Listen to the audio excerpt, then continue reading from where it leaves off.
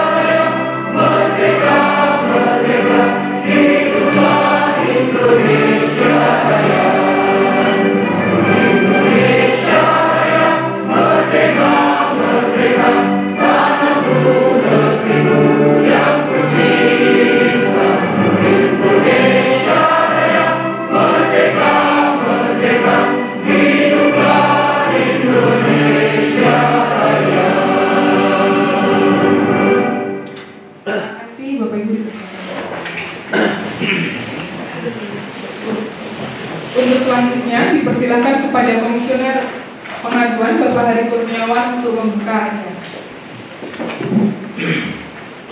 Baik, bismillahirrahmanirrahim.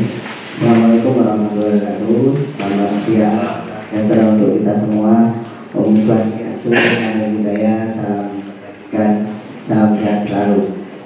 Kepada yang terhormat Ibu Anis Hidayah sebagai Koordinator Subkomisi Penegakan Pengaduan HAM, kepada yang terhormat Bapak Uli Walulian Sulumbi, Koordinator Subkomisi Penegakan HAM yang ada di online ya, di Zoom meeting. Kemudian yang kepada yang terhormat Bapak, saya belum hafal ini namanya, mohon maaf, dari Kemenlu Ibu Sarah ya, dari Irwasum Mabes Polri dan juga para hadirin yang saya hormati dan saya cintai. Pertama-tama kami panjatkan puji syukur kepada Allah Subhanahu wa taala yang telah melimpahkan rahmat dan hidayahnya serta hidayahnya kepada kita semua sehingga kita dapat berkumpul di sini dalam keadaan sehat walafiat. Kita tahu bahwa saat ini usia Komnas HAM tidaklah lagi muda, 30 tahun ini kan istilahnya sudah dewasa dan sudah matang. Apalagi di pengaduan adalah urusan kawannya Komnas HAM di depan Komnas HAM, karena ketika kita melihat pengaduan Komnas HAM baik, maka seluruh layanan Komnas HAM pasti bisa dipastikan baik. Tapi ketika pengaduannya buruk, maka seluruh layanan di Komnas HAM pasti bisa dipastikan buruk, karena memang orang akan melihat pengaduan sebagai cerminan bagaimana pelayanan di Komnas HAM.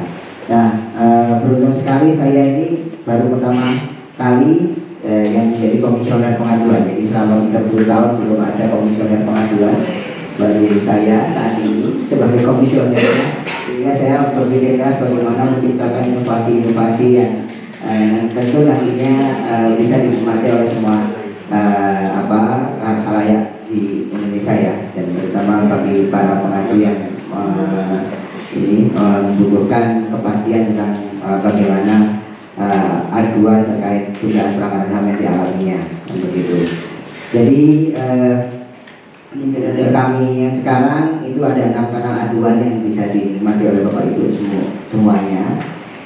Ada lewat email pengaduan komnasham.go.id, ada kemudian melalui pesan singkat WhatsApp, di situ bisa berkonsultasi.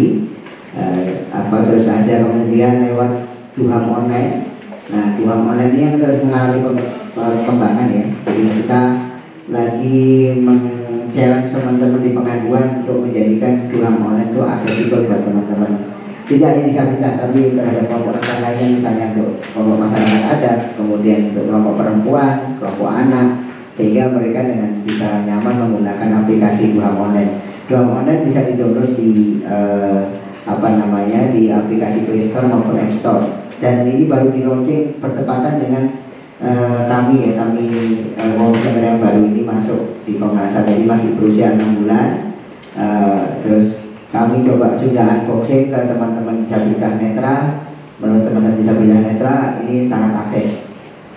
Nah, tapi dari sini juga kami masih membutuhkan banyak inovasi, termasuk bagaimana nanti di dalam Duham online itu maupun di offline-nya itu ada profil asesmen ya, asesmen terhadap pengadu, sehingga kebutuhan pengadu bisa dilihat dan dipenuhi dari profil asesmen yang sudah diterbitkan. Nah, itu yang selain tadi ada Duham online, ada WhatsApp, juga ada layanan faksimili atau kemudian datang langsung ke sini.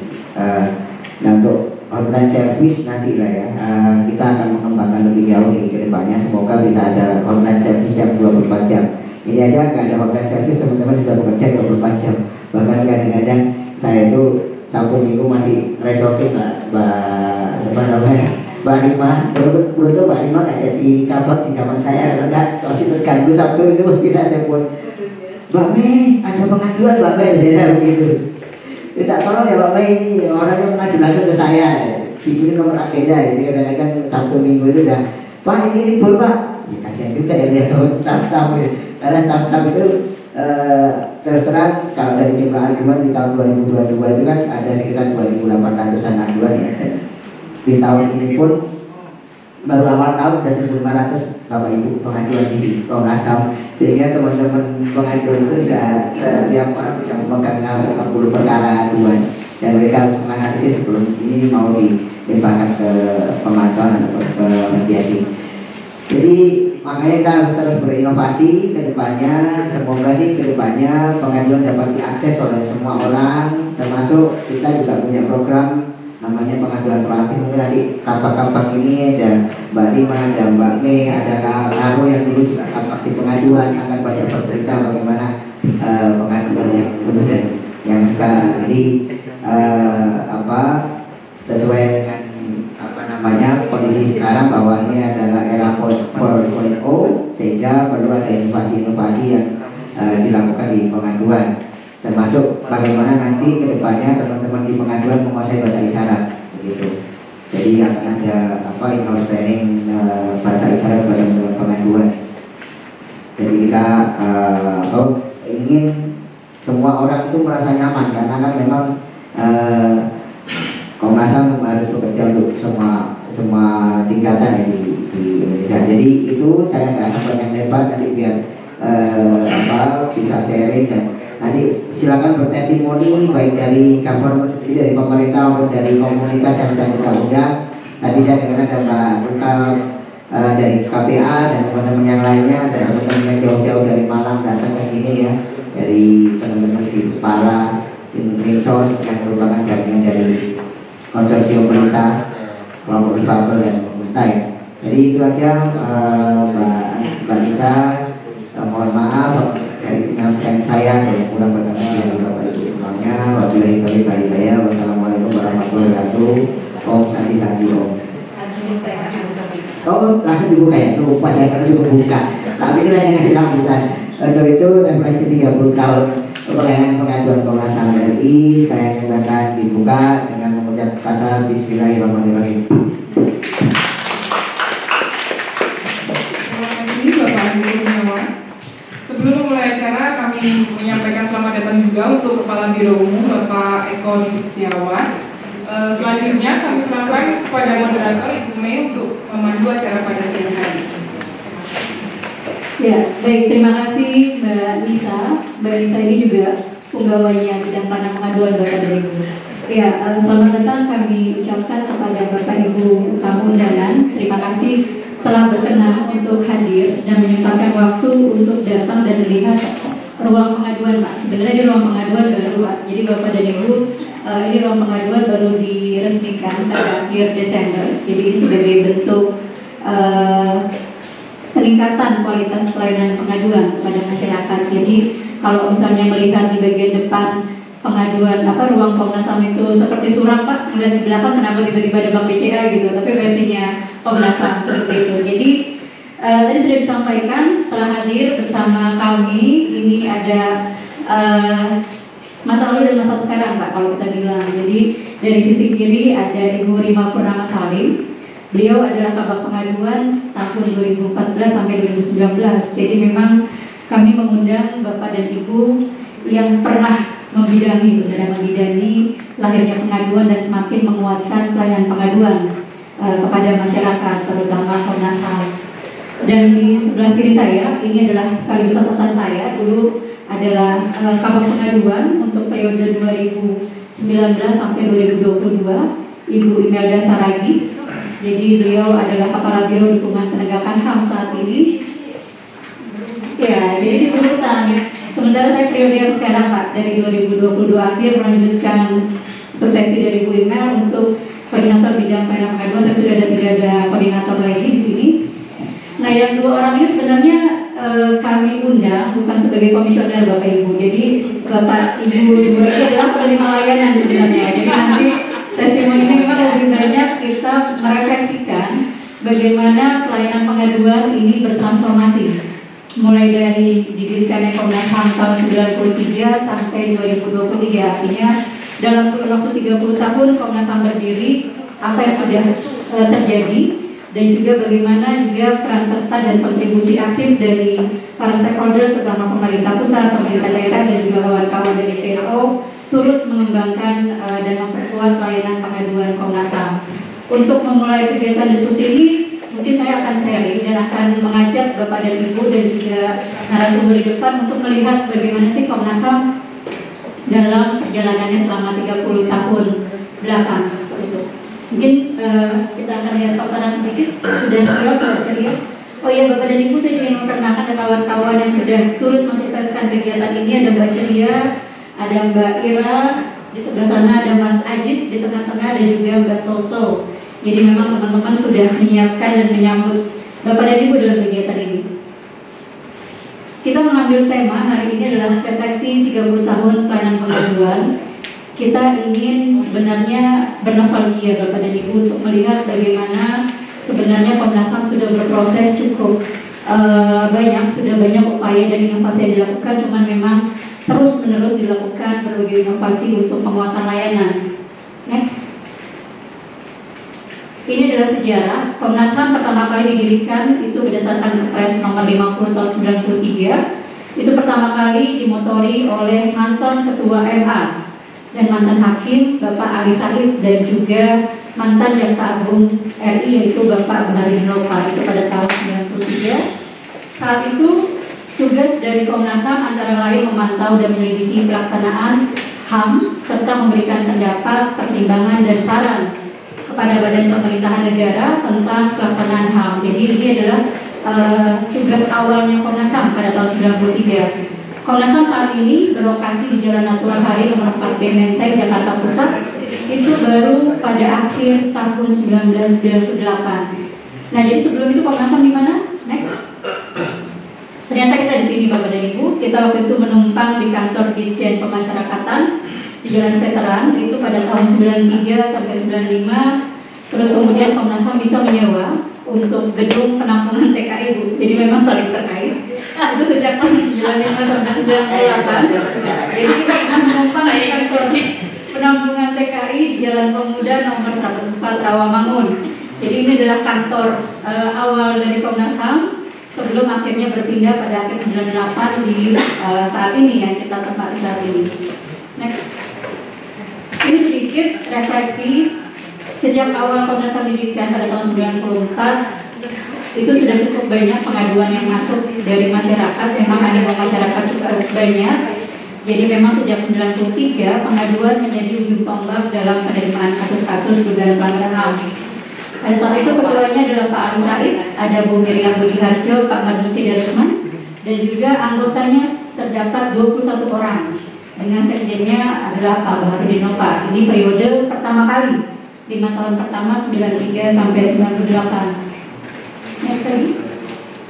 Nah dulu kalau terima pengaduan nggak di ruangan seperti ini Bapak dan Ibu, jadi bisa dilihat Bapak Ibu Komisioner bisa menerimanya di mana saja, termasuk juga di lantai tanpa alas ataupun maupun dengan alas. Jadi banyak masyarakat yang datang untuk melihat dan bagaimana untuk mengajukan permasalahan yang langsung diterima oleh Bapak Ibu Komisioner. Ini adalah beberapa dokumentasi yang kami ambil dari arsip yang kami punyai. Next lagi. Beranjak untuk 98 sampai 2022. Komnas HAM diketuai oleh Pak Joko Sugianto. Kalau kita lihat dari jumlah aduannya juga terus meningkat. Kalau tadi kita lihat dari 94 itu hanya sekitar 1000-an. Sekarang kita sudah masuk sampai 2000 dan juga itu agak berkurang di tahun 2022 sebesar 1577 berkas aduan. Jadi pada tahun 99 ada momentum yaitu lahirnya Undang-Undang 39 tentang hak asasi manusia, di mana di dalamnya juga ada pengaturan tentang lembaga Komnas HAM. Nah saat itu Komnas HAM mulai profesional, kita mulai menambah staf dan juga dilakukan sejumlah perbaikan internal. Ini adalah momentum di mana lahirnya Undang-Undang 39 tahun 99. Nah proses ini juga dilengkapi dengan distribusi surat pengaduan, itu lebih cepat karena langsung ditangani oleh staf investigasi. Tahun 2000 juga dimulai dengan inisiasi komputerisasi pengaduan Komnas HAM. Kami menggunakan yang namanya komplain prosedur manual dan juga sudah mulai dilakukan pelatihan administrasi di bidang arsip maupun dokumentasi pengaduan. Jadi memang 2000 itu merupakan tonggak dari pendokumentasian yang baik terhadap kasus-kasus yang masuk kepada Komnas HAM. Next slide.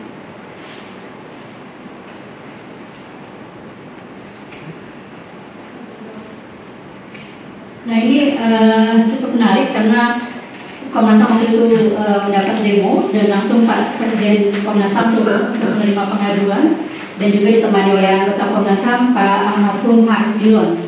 Ini pada saat menerima pengaduan tentang hilangnya aktivis petani pada tahun 2000. Ini sudah di gedung Komnas HAM yang saat ini, yang mungkin masih kelihatan struktur bangunannya di samping masih ada bekas kacanya dan lain-lain.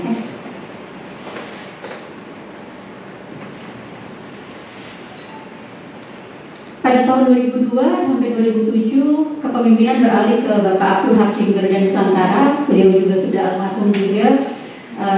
Wakil ketuanya adalah Pak Salahuddin Wahid.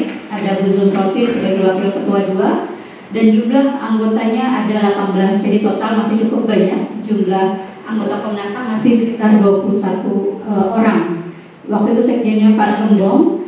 Dan beberapa momentum juga mewarnai dari perjalanan Komnas HAM tahun 2002 sampai 2007, karena Komnas HAM sudah menyelesaikan renovasi pada tahun 2004. Dulu kalau misalnya Bapak dan Ibu tahu, ini adalah bekas penjara atau markas pemeriksaan saksi. Oh, ruangan pemeriksaan saksi di sini. Jadi di bawah ruangan ini Pak, kita punya bunker sebenarnya. Jadi biasa buat menyimpan tahanan ya. Di atasnya di bawahnya sumur itu. Bawah untuk pembuangan mayat nggak? Nggak tahu itu apa. Iya, jadi memang cukup lumayan angker di Komnas HAM, makanya kita melakukan renovasi. Bekas ruang sandi. Oke, lembaga sandi negara ya. Nah, untuk pengaduan sendiri itu mulai disahkan dibentuk pada tahun 2004. Jadi memang baru mulai dibakukan dengan keputusan Komnas HAM, dan juga ada pembentukan pusat dokumentasi dan informasi. Jadi memang momentum untuk pengembangan dan juga renovasi pengaduan ini baru pada tahun 2004. Next lagi.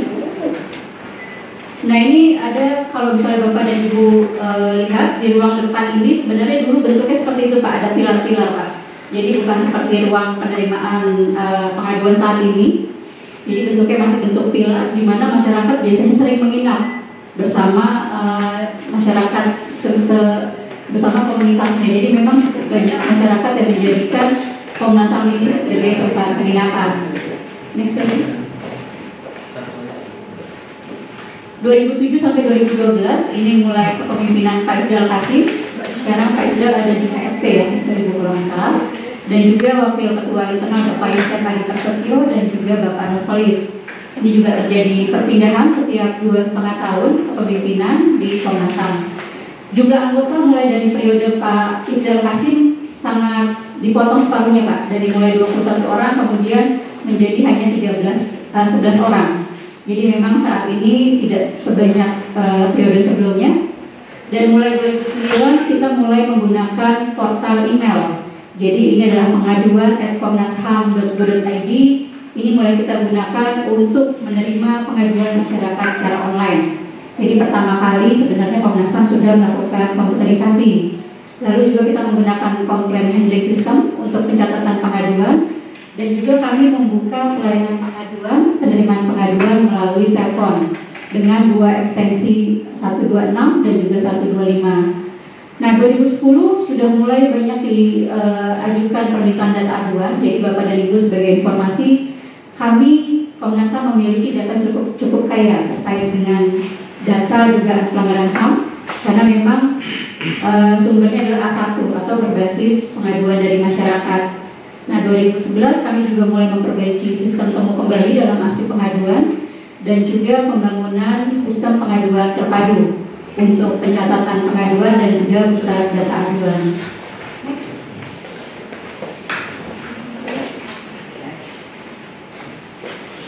Nah, ini beberapa capturean terkait dengan pengaduan Pak. Jadi kalau misalnya di Bapak lihat, Bapak Ibu lihat, kita dulu bentuknya itu ruang pengaduan seperti ini. Yang sebelah kanan ini jadi warna agak gelap biar agak-agak gimana gitu kan Pak ya. Jadi bisa kelihatan. Dan ini biasanya kalau Bapak Ibu komisioner yang hadir cukup banyak, terutama untuk kasus-kasus yang memang ada atensi publik dan ini turut diterima oleh Komnas HAM. Di tengah itu ada Pak Rida Saleh, ada Pak Safruddin Mulmasimalu, ada Bu Hestian Mimulan dan Bapak Nurholis. Di sampingnya kelihatan mungkin Bapak Ibu ada Ibu Rima Purnamasari di ketinggian tinggi pada saat penerimaan pengaduan. Jadi beberapa dokumentasi dari penerimaan pengaduan yang dilakukan oleh Komnas HAM. Next. Ini adalah Ketua Komnas HAM pertama dan tercepat, karena memang setiap tahunnya berganti Bapak dan Ibu periode 2012 sampai 2017. Saat itu ada 13 anggota Komnas HAM, jadi setiap tahun kami berganti kepemimpinan. Jadi pertama kali dipimpin oleh Pak Otto Nur Abdullah, dan 2013 ini juga kalau nggak salah di zamannya Rima sudah mulai dilakukan program pengaduan proaktif di daerah. Jadi tujuannya untuk menjangkau masyarakat yang sebenarnya ingin melaporkan tetapi kemudian tidak memiliki akses, sehingga kami dekatkan jangkauan kepada wilayah-wilayah dengan data aduan yang minim. 2016 kemudian dilakukan pembangunan sistem otomasi arsip pengaduan. Jadi untuk penyimpanan virtual arsip pengaduan dan mulai running 2017. 2017 kami menjadi momentum juga, kami mulai menerima pengaduan melalui WhatsApp.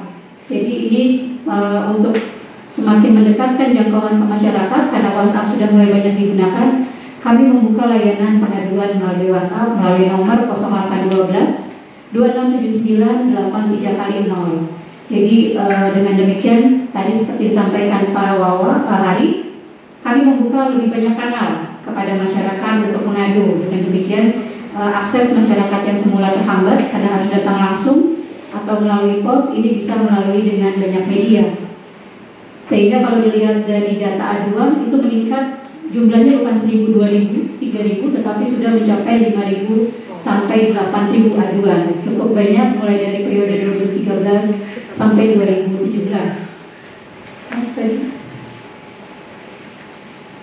Nah, ini sudah mulai kelihatan. Tadi yang dilihat tadi, pilar-pilar tadi biasanya kalau pengadu demo memang cukup banyak dan sampai membawa spanduk, bahkan bawa sikat gigi Pak, bawa ember kecil, bawa handuk biasanya sambil ikut mandi di sini seperti itu. Tapi sekarang sudah tidak memungkinkan karena kami memang tidak memiliki ruang yang memadai untuk pengadu untuk menginap. Next lagi.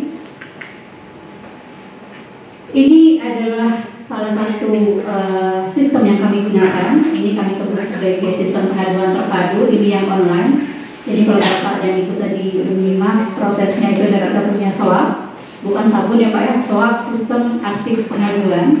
Ini kita bisa melakukan pencarian data kasus yang ditangani oleh Komnas HAM. Lalu untuk ini SPT, ini untuk melihat bagaimana penanganan aduan yang dilakukan oleh Komnas HAM. Next lagi.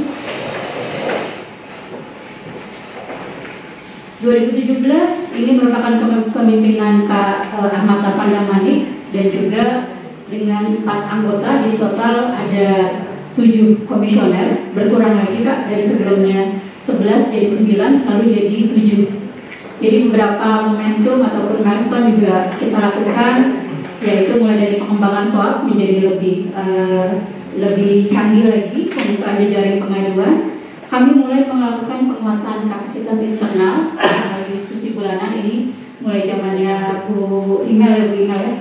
Lalu ada pembangunan sistem pengaduan HAM. Ini kita ubah namanya dari SPT menjadi SPH. Sekarang namanya DUHAM online Pak, pengaduan HAM online. Ini juga mulai dilakukan beberapa penerimaan aduan secara daring dan juga pengembangan SPH menjadi DUHAM, dan juga kami sedang membangun sebenarnya rencana adalah layanan pengaduan satu pintu atau SELIP yang kami sebut sebagai bukan anti SELIP Bapak dan Ibu, tetapi sentra layanan informasi pengaduan. Dan ruangan ini menjadi salah satu bentuk usaha kami atau upaya kami untuk menciptakan layanan pengaduan satu pintu tadi. Jadi kalau Bapak dan Ibu tadi masuk, itu berbeda dengan ruangan lobi utama Komnas HAM, karena kami ingin membangun layanan pengaduan satu pintu di mana pengadu tidak perlu kemana-mana, cukup ke ruangan ini dan bisa mengetahui informasi apapun terkait dengan kasusnya. Itu yang pertama. Yang kedua, pengadu bisa berkonsultasi terkait dengan permasalahan yang dihadapinya, terutama soal hak asasi manusia. Itu kenapa sebabnya kami mendorong Komnas HAM memiliki SELIP tadi, sentra layanan informasi pengaduan. Next. Ini kalau dilihat tadi bukan main 3.400.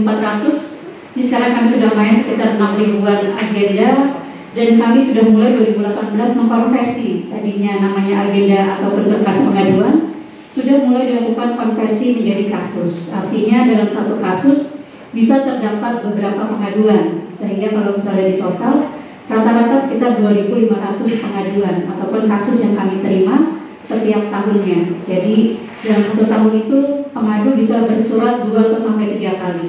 Ini cukup banyak, mulai 2018 sampai 2022 untuk data aduannya. Ini sedikit timeline tadi yang sudah kita sampaikan. 93 Komnas HAM berdiri, 2004 pengaduan mulai dibakukan kelembagaannya. Nah, ini beberapa proses yang tadi sebagai milestone dari pelayanan pengaduan yang kami lakukan. Next lagi. Next lagi.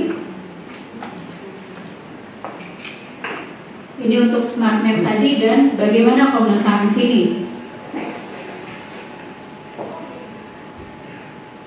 Jadi Bapak dan Ibu, ini adalah Komnas HAM saat ini. Saat ini Komnas HAM dipimpin oleh Ibu Atnike Nurpasegiro sebagai Ketua Komnas HAM, lalu ada Wakil Ketua Internal Bapak Pramono Ubaid Tantowi dan Bapak Wakil Ketua Internal Eksternal Abdul Haris Semendawai. Jadi total ada 9 komisioner di tahun 2022 sampai 2027. Nah, tadi sudah disampaikan Bapak Hari Kurniawan ini sebagai Dirjen Penerima Layanan juga menjadi komisioner pertama yang membidangi pelayanan pengaduan Komnas HAM. 2023 di bawah kepemimpinan Pak Hari, kami sedang mengembangkan dan terus memperkuat layanan. Yang pertama adalah kami memberikan surat perlindungan HAM sebagai respon cepat pengaduan. Lalu rencananya kami akan melakukan launching klinik HAM yang nanti tanggal 7 akan mulai kami sampaikan kepada publik, di mana nanti publik bisa melakukan interaksi dua arah terkait dengan permasalahan HAM dan juga kelembagaan Komnas HAM. Lalu kami juga sedang membangun mekanisme rujukan bagi pengadu, jadi beberapa kasus ataupun pengaduan tidak langsung ditangani oleh Komnas HAM, tetapi kami lakukan rujukan. Nanti kami akan butuh berkoordinasi dengan Bapak Ibu, terutama di pemerintah pusat, untuk melakukan tindak lanjut terkait aduan yang memang menjadi kewenangan tersebut. Dan terakhir kami akan membuat katalog ini sebagai arsipnya kami yang bisa dijadikan sebagai dasar dari narasi penanganan aduan dan juga untuk proses penelitian kalau misalnya dibutuhkan. Next. Ini ruang pengaduan saat ini. Jadi di fotonya Pak, defaultnya seperti ini ruang pengaduannya. Kalau sebelumnya dia bentuknya agak kelam, kami buatkan agak cerah Pak. Jadi pengadu yang sudah pusing masuk ke ruang pengaduan agak reda dikit kepusingannya Pak, karena melihat warna-warna yang cukup cerah dan dominasi warna bumi seperti itu. Next lagi.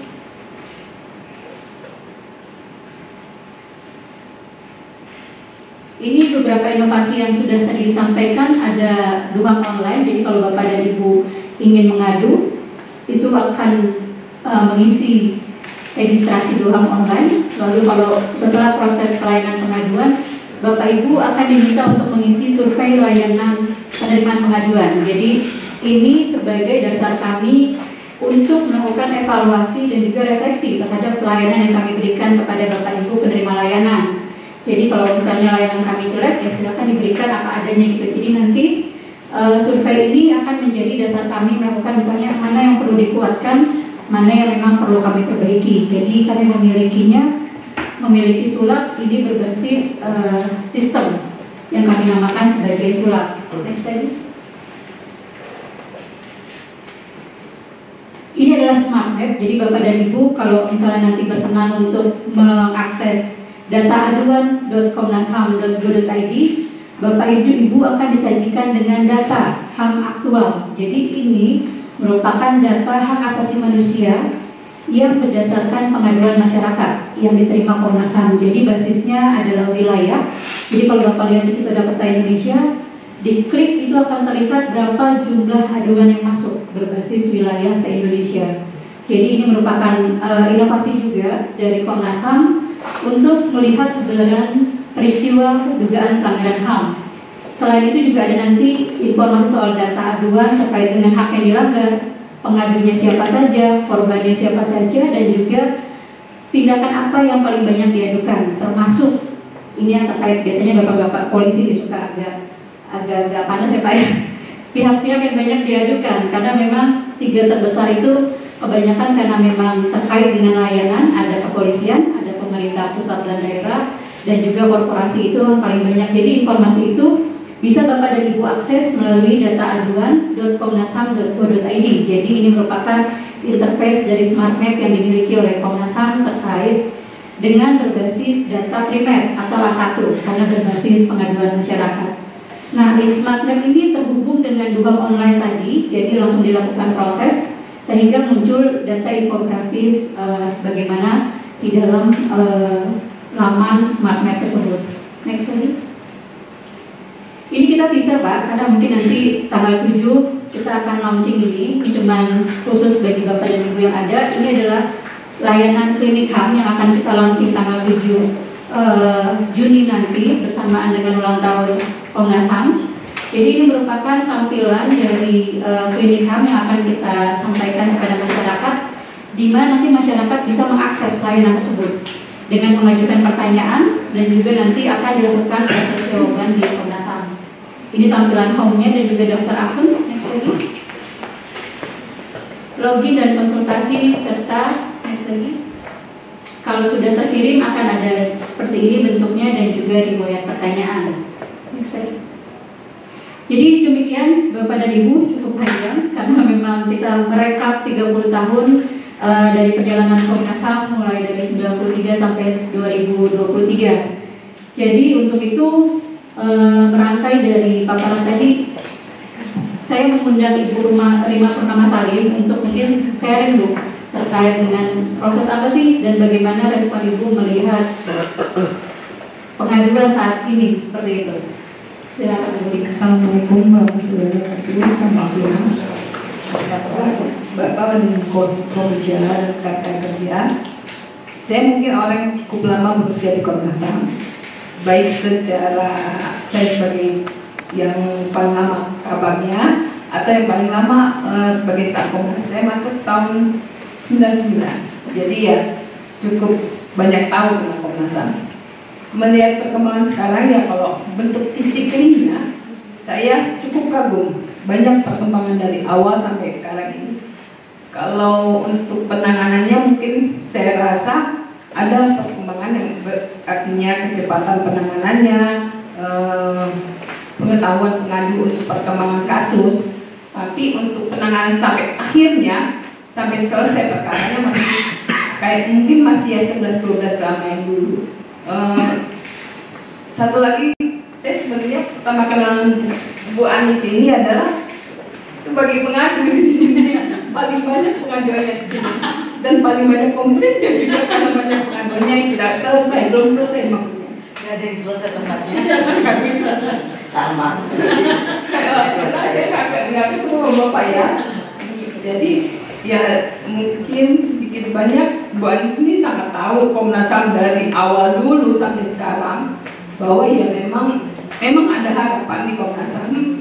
Tapi mungkin harapan itu masih belum terpenuhi sepenuhnya di pengadu karena keterbatasan Komnas HAM yang hanya bisa menangani pengaduan pelanggaran HAM yang tidak termasuk pelanggaran HAM hanya sebatas sebagai apa ya kita mengungkapkan data fakta akhirnya setelah itu kita harus refer ke orang atau lembaga yang berwenang untuk menanganinya. Lebih tepatnya misalnya kepada kepolisian atau kepada PJTKI atau kepada Pemda, koperasi, TNI, polisi ya semacam itu. Sebenarnya itu juga termasuk yang membuat stres kami di sini. Karena ya pengadu pasti akan maki-maki kami, kalau diludahin, dicaci, bahkan diancam, dibunuh. Tadi ada gambarnya yang katanya saya ambil di foto itu kami menerima FPI. Itu darah saya halal dibunuh sama dia. Ditanya nama kami masing-masing dan kebetulan entah kenapa salah satu komisaris menyebutkan namanya, umurnya, sampai akhirnya saya bilang kalau kami staff nggak namain sehebat mereka ini, tapi ini saya ini segini loh, kalau darah saya halal juga ya sudah lah nggak apa-apa gitu. Tapi ya gitu lah. Artinya ada dukanya, ada dukanya ketika menerima itu. Seperti misalnya kita waktu itu sempat disandra oleh waktu itu masih Timtim, belum Timor Leste. Kami disandra dan paling disandra itu Banike ya. Banike karena itu dia dulu ada Kabiro penegakan HAM ya. Kabiro penegakan HAM, jadi dia beli di depan, yang paling tersandra dan kita bersama Bu Imelda ini ada di dalam ruangan. Ya begitu kira-kira. Dan salah satu yang paling banyak perkembangannya adalah ketika kita mulai merambah dunia digital, dan ternyata benar dunia digital itu sangat kita butuhkan masa kini ya. Walaupun memang harus kita akui masih ada masyarakat, maaf kalau saya agak belibet ngomongnya, soalnya saya stroke, masyarakat yang butuh penanganan manual, artinya bertemu muka bahkan, karena katanya kalau nggak melihat mukanya nggak enak katanya gitu. Mungkin karena kalau lihat muka kan kita bisa diskusi tanya jawab ya. Itu masih ada, sekarang masih banyak. Walaupun sudah berkembang ke pengaduan digital, tapi tidak menutup kemungkinan kita harus melakukan pengaduan secara manual. Dan mengenai sejarah ruangan ini, ya ruangan ini karena dulu kan punya sandi negara ya. Jadi ada banyak hal-hal yang katanya mistis atau horor lah, seperti misalnya sumur di bawah dan tempat pemeriksaan orang yang katanya ruangan saya, dan kebetulan memang ada yang aneh-aneh. Memang banyak yang aneh-aneh di Komnas ini, kalau ditanya kepada satpam pasti mereka ceritakan semacam itu. Tapi bukan kemungkinan kita dapat memanfaatkannya sesuai dengan kebutuhan kita sendiri, yaitu seperti misalnya tadi ada yang menginap di sini, walaupun sekarang tidak bisa lagi karena ruangannya sudah tidak memungkinkan untuk penginapan itu. Tapi waktu dulu kita banyak menerima pengadu-pengadu yang menginap, bahkan pengaduan di antar pulang pun ada oleh Komisioner Matalis 3 ya, diantar pulang ke yang dia manjat tower listrik itu, karena dia Agustinus itu, karena dia mau turun kalau Komisioner Komnas datang, ya akhirnya datang Komisioner Komnas, ya dengan negosiasi segala macam, akhirnya dia terpulang, tapi balik lagi si orangnya, ya begitu pengadu pada intinya. Itu harus kita hadapi. Ada juga pengadu yang ditangani oleh staf Komnas itu cukup berhasil dengan dia mengadu, dia sepertinya sedang disandra di suatu tempat, TK gitu Bu, disandra di suatu tempat, kebetulan bisa pegang handphone, entah gimana cara, mungkin dia dapat handphone orang, dan handphone Komnas HAM dapat oleh dulu namanya dia yang nerima teleponnya. Akhirnya entah gimana dia caranya, kan kami tidak punya orang yang akan melakukan secara fisik, jemput orang, antar orang, kami sedikit orang di sini. Jadi akhirnya ditelepon polisi dan digebraklah itu ruangan tempat anak itu ditahan. Alhamdulillah bisa selamat, paling malu ya. Ada juga ya banyak dah, kalau pengalaman yang lalu banyak perkembangan pengaduan dari tahun ke tahun kayaknya belum ada pengurangan ya, bahkan malah bertambah. Alhamdulillah kalau memang karena kepercayaan masyarakat meningkat kepada Komnas HAM, tapi sedihnya kalau itu artinya pelanggaran HAM masih banyak di Indonesia. Dengan banyaknya pengaduan, bukan berkurang dengan ada Komnas HAM, malah bertambah ketahuan. Mungkin banyak dulunya tapi kita nggak tahu.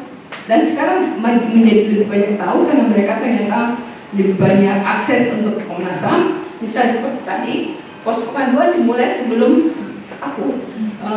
Tapi ketika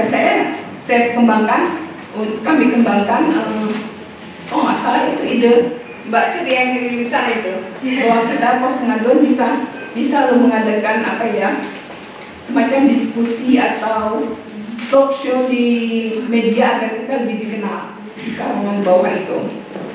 Ini kalau terakhir maksudnya.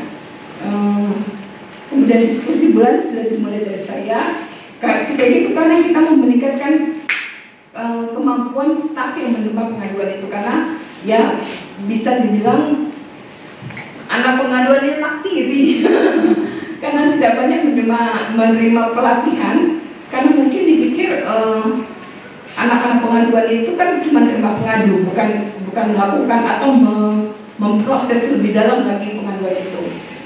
Dan ketika sebelum saya juga pengadu itu sebelum saya sudah ada EPO dan itu sudah termasuk bagus, tapi sebelumnya pengaduan itu dianggap seperti kantor pos atau TU, menerima surat, habis itu udah dibagikan ke pemantauan, kan dulu belum ada mediasi, belum ada. Dan setelah EPO itu kemudian pengaduan mulai pelan-pelan perlahan-lahan diakui bahwa pengaduan merupakan salah satu unit yang penting bagi Komnas HAM. Dan sekarang semakin penting setelah ada pengaduan, ada komisionernya. Waktu saya tuh nggak ada komisionernya, udah sedih banget. Iya, namanya nggak ada komisioner, berarti nggak ada yang perjuangkan kan di paripurna. Paling kita waktu itu mendakwa Pak Oto itu komisioner pengaduan, berani-beraninya kami saja waktu itu, karena supaya ada yang mewakili kami di rapat ya para komisioner itu kan, dan akhirnya sekarang sudah ada komisioner pengaduan. Begitu saja dari saya. Iya, makasih Mbak Rima buat sharingnya. Ternyata memang 99 ya Mbak ya, cukup lama juga, dan memang banyak suka duka mulai dari proses stres dalam menghadapi pengadu. Ternyata nggak cuma kita doang, ternyata dari dulu memang sudah stres juga, dan juga memang ada catatan yang menarik, yaitu kami memang harus banyak memperkuat soal penanganan aduan sampai akhir, bagaimana mengawal pengaduan itu sampai selesai. Itu menjadi korbannya adalah Bapak dan Ibu di depan ini, termasuk yang menjadi komisioner saat ini. Terima kasih Mbak Rima atas sharingnya. Saya berlanjut ke Ibu Imelda. Ibu Imelda ini cukup banyak juga orang cukup lama juga ya Mbak ya, sama dari Mbak Rima juga. Mungkin bisa di-share Mbak Imelda terkait dengan bagaimana pengaduan dulu dan sekarang. Silakan Mbak. Terima kasih. Assalamualaikum warahmatullahi wabarakatuh. Selamat siang, salam sejahtera untuk kita semua. Yang menindaklanjuti dari Ibu Rima kalau sebelumnya, mungkin yang saya capture pertama adalah akhiri ya. Jadi kami itu di Logo Penegakan ada 3 bagian. Pertama dulu bagian ya, ada bagian pelayanan pengaduan, bagian pemantauan, dan juga bagian mediasi. Nah, mau staf ataupun kabak atau kasubag ketika ditaruh di pengaduan itu namanya dibuang, istilahnya dihukum dalam tanda kutip, gitu kan? Yang bandel-bandel, yang dihukum ditaruhnya di pengaduan.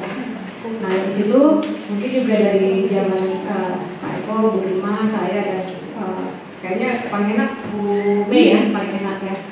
Karena juga ketika saya jadi pemantauan pindah ke pengaduan seperti dibuang gitu, karena saya nggak masalah, semua tempat sama.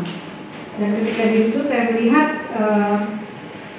teman-teman itu semangat gitu, maksudnya tidak seperti orang buang. Jadi saat itu kita karena tidak ada komisioner ya, jadi kita akan berbeda sedikit berdiskusi. Jadi berpikir positif ya bagaimana, karena tidak ada komisioner kita lebih bebas dalam tanda kutip untuk berdiskusi. Jadi saya berkumpul dengan teman-teman di pengaduan, apa yang sudah ada. Kalau menyampaikan ada proaktif dan kegiatan yang tadi lapangan, ada juga PHS ya, PHS itu yang tadi udah ada, tapi apa namanya fokus PP, bukan sebelum namanya agak kita nggak bisa pegang itu. Dan nah itu sudah ada beberapa. Nah di situ saya berusaha mengencourage teman-teman ya. Di situ kan saya tidak bukan ahli IT ya, saya cuma kompor kalau dalam tanda kutip. Saya men-challenge teman-teman dulu. Apa yang kita bisa lakukan dengan keterbatasan? Mungkin tidak hanya di pengaduan. Di Komnas HAM itu kalau Bapak Ibu cek ya, anggaran ya Bu ini, sampai sekarang komisioner sekarang pun anggarannya malah turun gitu ya. Nah jadi kita bersemangat dengan anggaran dan SDM yang minimalis. Waktu saya itu masih 12 ya waktu itu ya stafnya.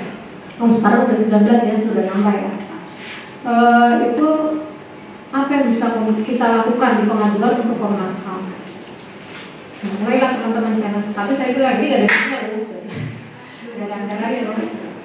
Ayo teman-teman, bagaimana nanti kalau ada idenya kita kita usulkan ke pimpinan untuk mendapat anggaran. Nah mulailah teman-teman itu sebenarnya ternyata pas saya cek teman-teman itu kreatif ya. Adalah mulai duham. Nah ini duham ini waktu zaman saya masih di pusat yang terima ya, masih di kantor pusat, belum perwakilan, kami ada 6 perwakilan. Dan saya bilang gimana caranya kita kembangkan sampai ke perwakilan, sehingga perwakilan memiliki sistem yang sama seperti tadi, di mana berkas itu tidak jalan tapi sistem yang jalan. Nah itulah mulailah teman-teman, kita perjuangkan waktu itu untuk nasional ya bahasanya ya, anggaran 750 juta ya, prioritas nasional. Ada juga tadi mulai smart map yang tadi. Jadi ketika dulu banyak sekali baik internal misalnya kayak Pak Wawa atau Bu Andis jadi langsung butuh data kekerasan kepolisian tuh. Kalau teman-teman cari manual ya, hitungnya manual kepolisian, kekerasan apa. Nah itu kita berpikir, kok kita jadi capek ya, hitungin satu-satu. Belum lagi data dari luar, mau skripsi, mau penelitian ataupun apa. Nah terus anak-anak saya coba menginformasi gimana teman-teman kalau kita ada sistem nggak yang kalau saya manualnya tuh kalau di kementerian lain tinggal diklik keluar peta saya bilang gitu kan. Oh iya, nanti teman-teman dicari. Nah itu yang saya suka support anak-anak ya. Jadi ternyata teman-teman di pengadilan itu bukan terbuang ya. Ternyata bukan anak-anak yang bandel. Ternyata mereka kreatif gitu. Dulu istilahnya dan berani muka. Iya.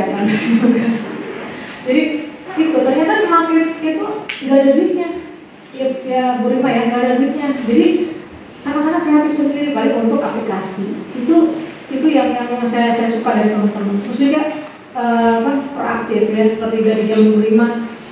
Karena tidak seperti yang Bapak Ibu sampaikan bahwa kalau jangan kan keluar ya ke Bogor kemana kalau ada Komnas HAM LSM mana gitu kan ketika kita ke sana.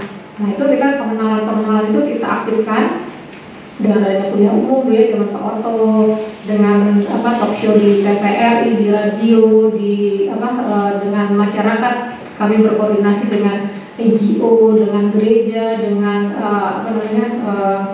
kelompok-kelompok agama lainnya gitu kan. Nah di situ kita mulai ini ya, walaupun tidak bisa menjangkau dari Sabang sampai Merauke sampai sekarang kita tidak. Komnas HAM itu hanya sekitar 300 orang ya, sampai 6 perwakilan itu 300 sangat kecil dengan anggaran boleh disebut Bu?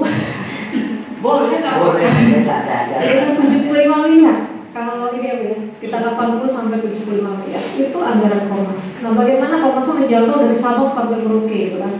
Nah itulah kita harus berinovasi. Saya menginformasi teman-teman, gimana teman-teman? Ya seperti kayak ruang pengaduan kalau Bapak Ibu dulu pernah kesini ya dengan sedih banget gitu ya. Ruang pengaduan kalau saya lihat di kementerian lain ya LPSK, keren banget gitu ya. Dari depan udah dingin gitu ya. Kalau kita belum panas sama di depan gitu ya. Belum lagi di Kementerian Hukum dan HAM itu bagus loh ya ceritanya. Tapi ya dengan gedung sendiri kita harus bersyukur ya. Kita benar-benar bersyukur. Ternyata ketika kita ngajukan ya ternyata dapat prioritas nasional juga untuk perbaikan ruang pengaduan. Alhamdulillah dengan ruang sendiri kita bersyukur. Nah itu kita bagaimana tidak hanya puas sampai sini doang, bagaimana ke depan tadi sudah disampaikan Ibu Mei nanti di tahun berikutnya akan akan ada pembangunan sistem. Nah itu juga waktu saya masih di sini pengaduan itu tidak hanya administrasi aja masukin berkas naik. Nah jadi kita waktu itu dengan komisioner wakil ketua ya Pak Menafri Jamana 3 terbesar itu kita sampai, misalnya Pemda, kita sampai ke Pemda DKI, terus peradilan, kita datangin ke MK, kita bawa itu kasus pada tahun itu berapa kasus kita jembrengin, tolong dong menjadi perhatian bapak-bapak dan ibu-ibu di Mahkamah Agung terkait kasus-kasus peradilan yang banyak diajukan. Kita ke Kadin terkait korporasi. Tolong dong dibina ataupun didiskusikan kasus-kasus korporasi. Begitu juga KAI dan lain sebagainya. Nah itu bagaimana kita pengaduan ini bisa berimprovisasi, berinovasi untuk penanganan pengaduan itu dari pengaduan itu sudah bisa dibantu sedikit untuk diselesaikan dalam tanda kutip ya. Jadi kita sebagai pengadu juga harus pengaduan kita harus banyak-banyak berinovasi karena kalau udah sampai tahu mediasi mereka penanganan kasus ya. Dan juga di sini juga kita berdiskusi atau berinovasi semacam tadi Bu Rima sampaikan ada diskusi-diskusi ya mengundang para pakar untuk menambah ilmu kami dalam menganalisis kasus-kasus. Jadi sebenarnya kalau Bapak Ibu lihat kan kasusnya yang besar-besar ya, padahal kalau kita lihat yang masuk pada Komnas HAM itu yang banyak itu salah satunya yaitu yang ayamnya hilang masuk ke Komnas yang berantem sama tetangga, masuk ke Komnas, yang bilang anak, yang cerai. Nah itu yang disampaikan tuh yang bagus-bagus aja ya, tapi itu banyak. Nah, tapi kan sebagai Komnas harus kita respon, kayak apa ya, korban atau pengadu itu sepertinya Komnas HAM itu alternatif terakhir ya. Ketika di kementerian lembaga lain sudah mentok, biasanya ke kami ya. Jadi kami layani juga dengan sepenuh hati ya, tidak hanya memandang dia hanya pakai sendal marahin atau kita enggak, kita memperlakukan mereka sama semua ya. Itu yang menjadi apa ya, kenapa saya betah ya. Kebetulan kalau Bapak Ibu lihat hanya tersisa saya sama Ibu Rima ya, dengan sekitar 5 orang yang lama. Yang lain sudah pindah, ada yang jadi lurah, ada yang jadi pejabat di kementerian lain atau di mana. Kalau saya masih itu nyaman karena di sini kita tidak ada apa ya, nyaman aja ya Bu Rima ya. Dengan komisioner kita datang, waktu kita tahu batasnya Bu ya. Kalau di kementerian lain kan kayaknya aduh siap gitu. Nah di sini kita bisa berinteraksi dengan pengadu tanpa memperlakukan mereka sama, dan juga teman-teman juga enak gitu ya. Jadi di sini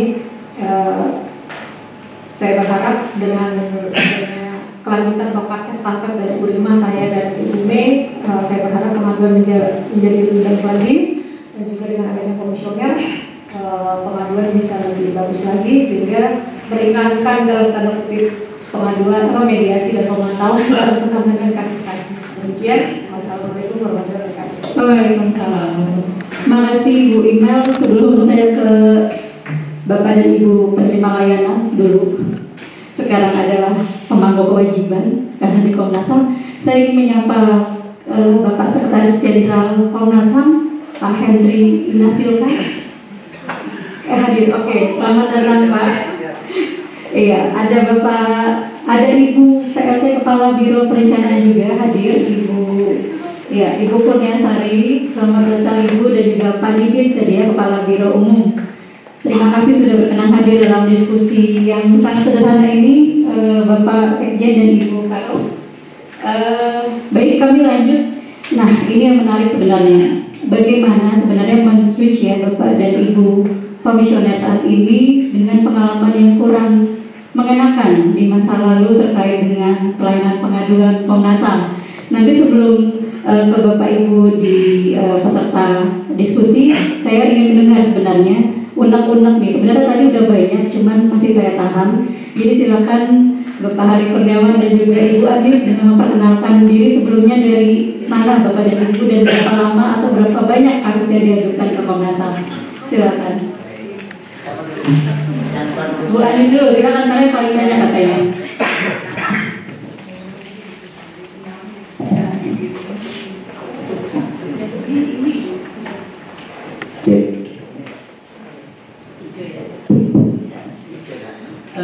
Terima kasih Mbak Mei. Assalamualaikum warahmatullahi wabarakatuh. Salam sehat untuk kita semua. Menarik diskusi siang hari ini.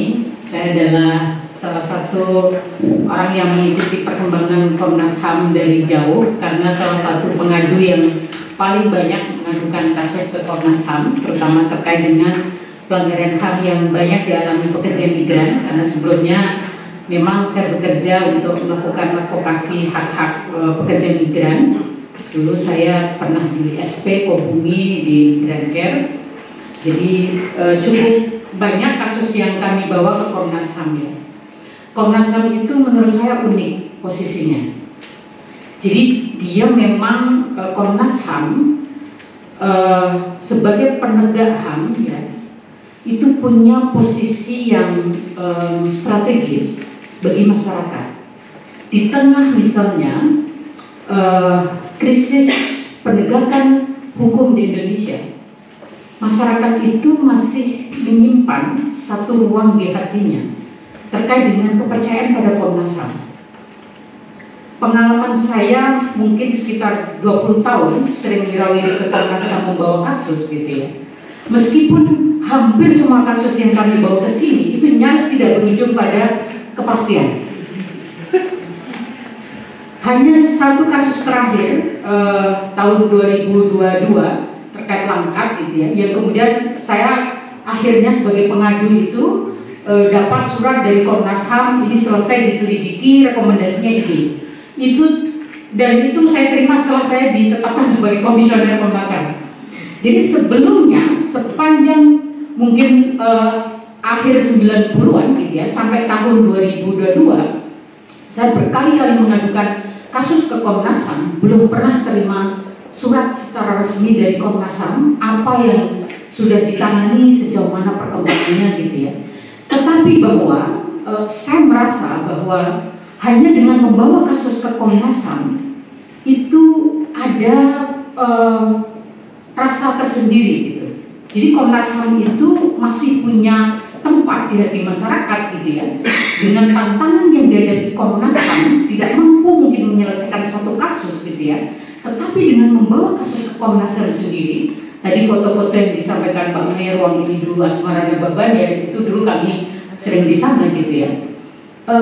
Itu luar biasa gitu. Jadi bahkan korban yang kami dampingi untuk dibawa ke Komnas HAM itu sendiri mereka sangat sangat punya harapan. Gitu. Jadi harapan bahwa ada titik terang tentang akses keadilan dari beragam ketidakadilan dan pelanggaran HAM yang mereka hadapi selama ini, itu hanya datang ke Komnas HAM itu seperti orang minum saat haus gitu.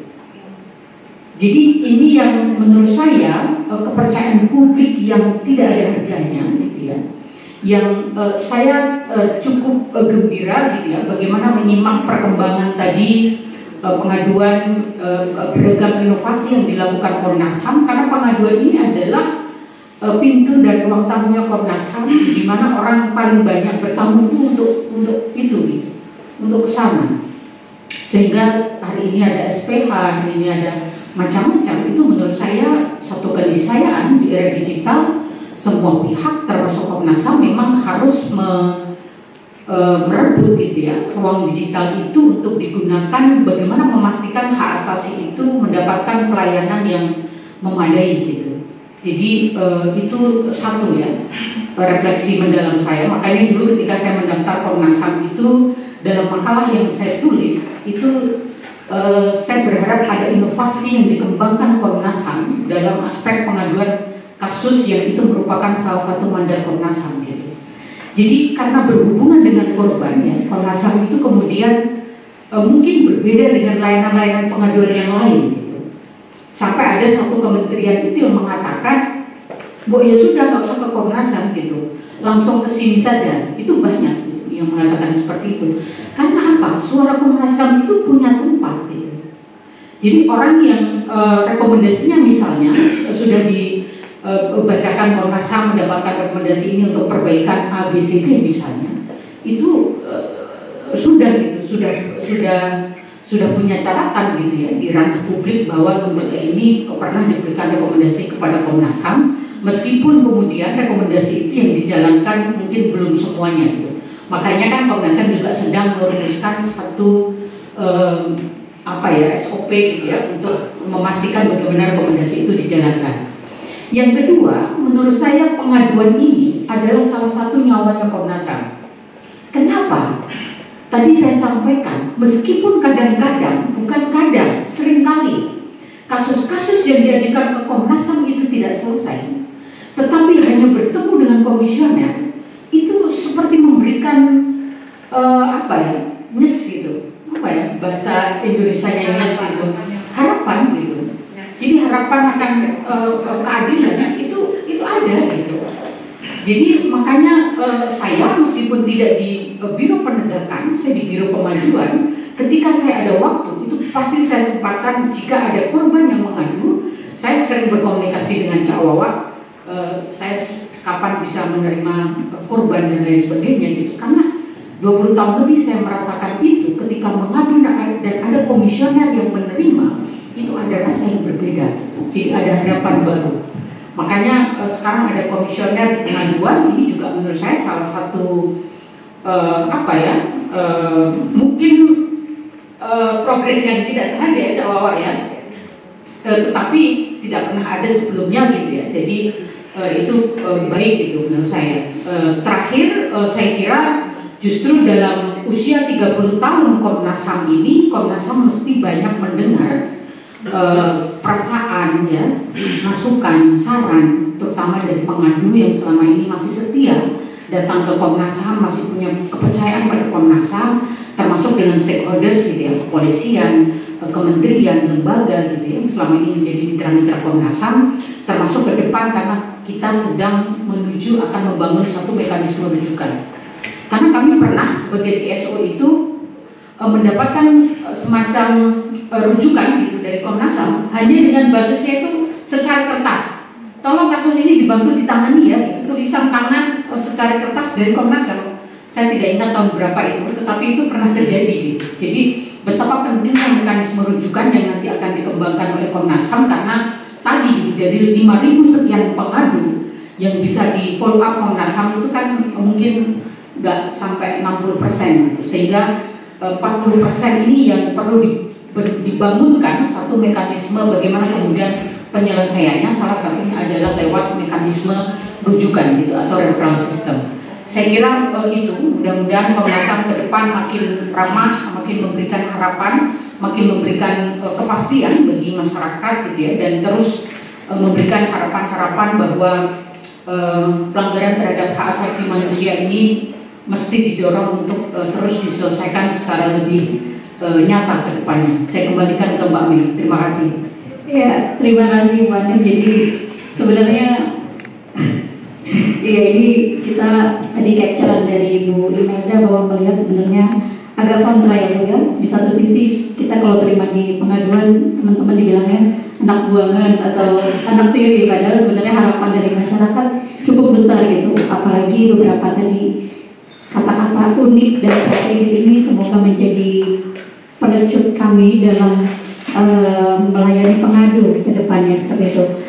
Baik, kita beralih ke Pak Hari Kurniawan, kita manggilnya Cabawan.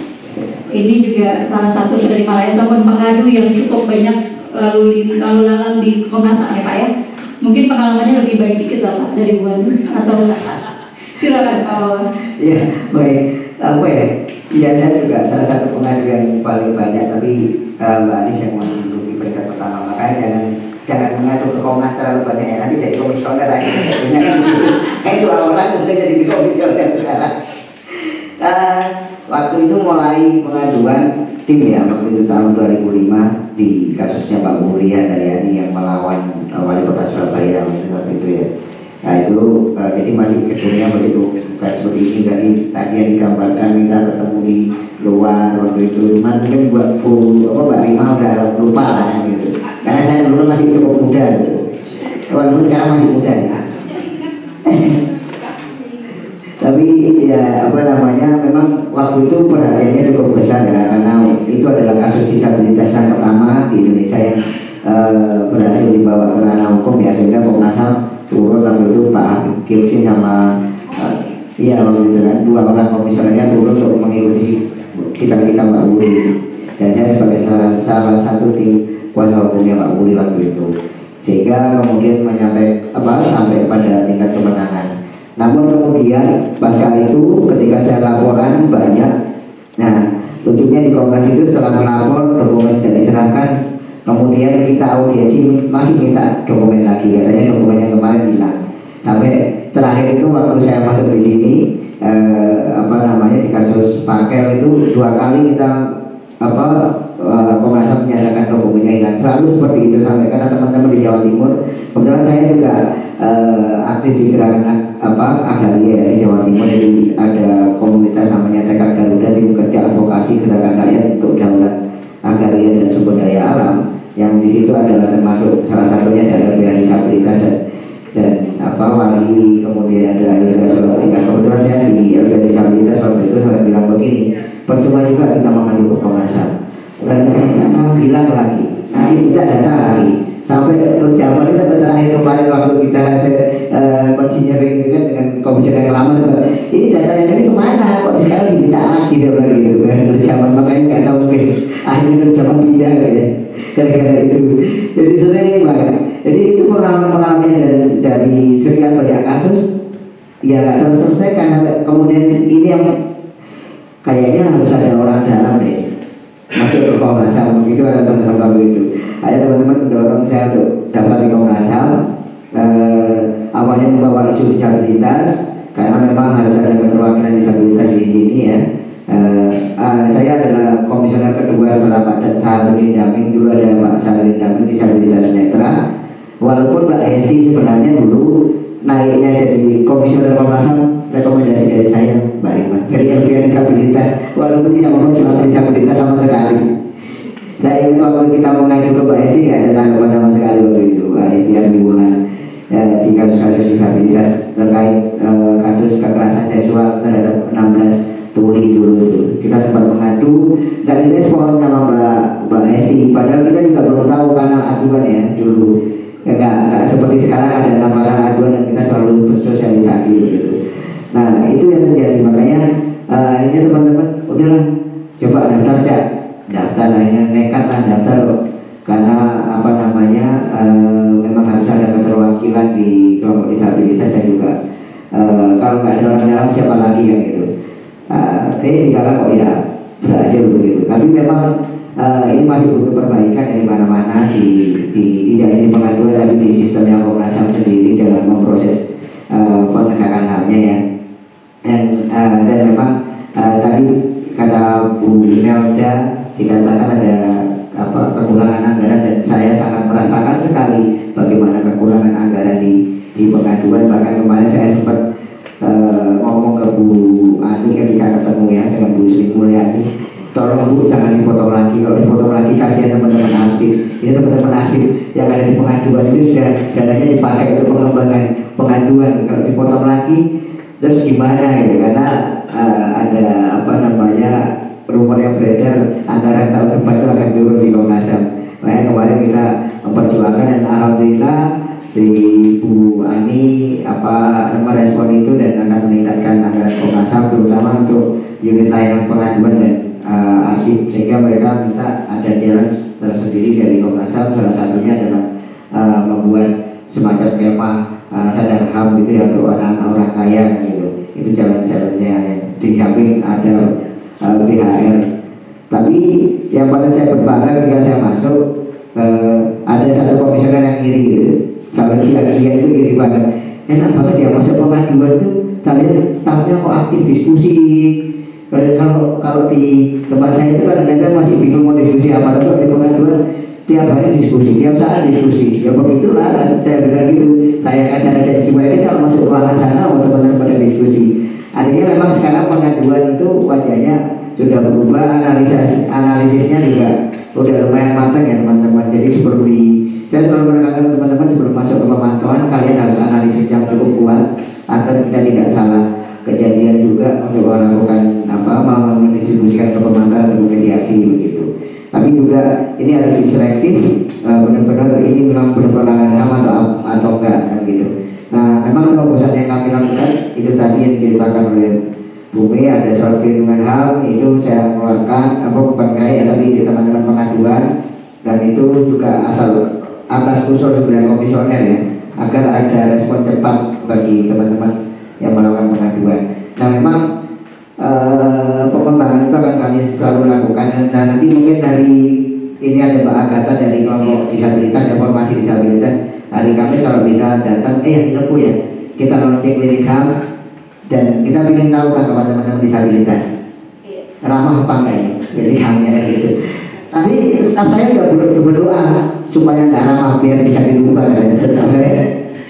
Jadi itu ya, kalau dari saya terima kasih. Ya baik, terima kasih Pak Wawa atas sharingnya. Alhamdulillah nggak terlalu banyak kayak Bu Anis. Udah langsung dari dulu. Ya, jadi memang tadi sebenarnya saya tangkap di balik kesusahan selalu ada kemudahan ya sebenarnya. Di tengah kesusahan kita terkait anggaran, terkait dengan keterbatasan dan juga stigma-stigma tadi, ternyata kreativitas dan juga semangat teman-teman jadi terpacu, dan juga berharap tadi kata-kata dari Bu Anis ke depannya kita harus banyak mendengar perasaan, saran dan masukan pengadu, terutama juga dari stakeholder yang merupakan mitra-mitra dari Komnas HAM. Nah, untuk itu saya mengundang sebenarnya Bapak dan Ibu untuk memberikan masukan ataupun urun saran terkait dengan refleksi daripada pengaduan ini supaya kedepannya kita lebih, kalau kata anak sekarang Bapak dan Ibu, cemewah lah, lebih saling nyambung gitu. Kira-kira ada masukan ataupun ada harapan apa dari Bapak dan Ibu yang hadir saat ini kepada Komnas HAM, terutama untuk meningkatkan kualitas pelayanan pengaduan Komnas HAM khususnya dan Komnas HAM pada umumnya.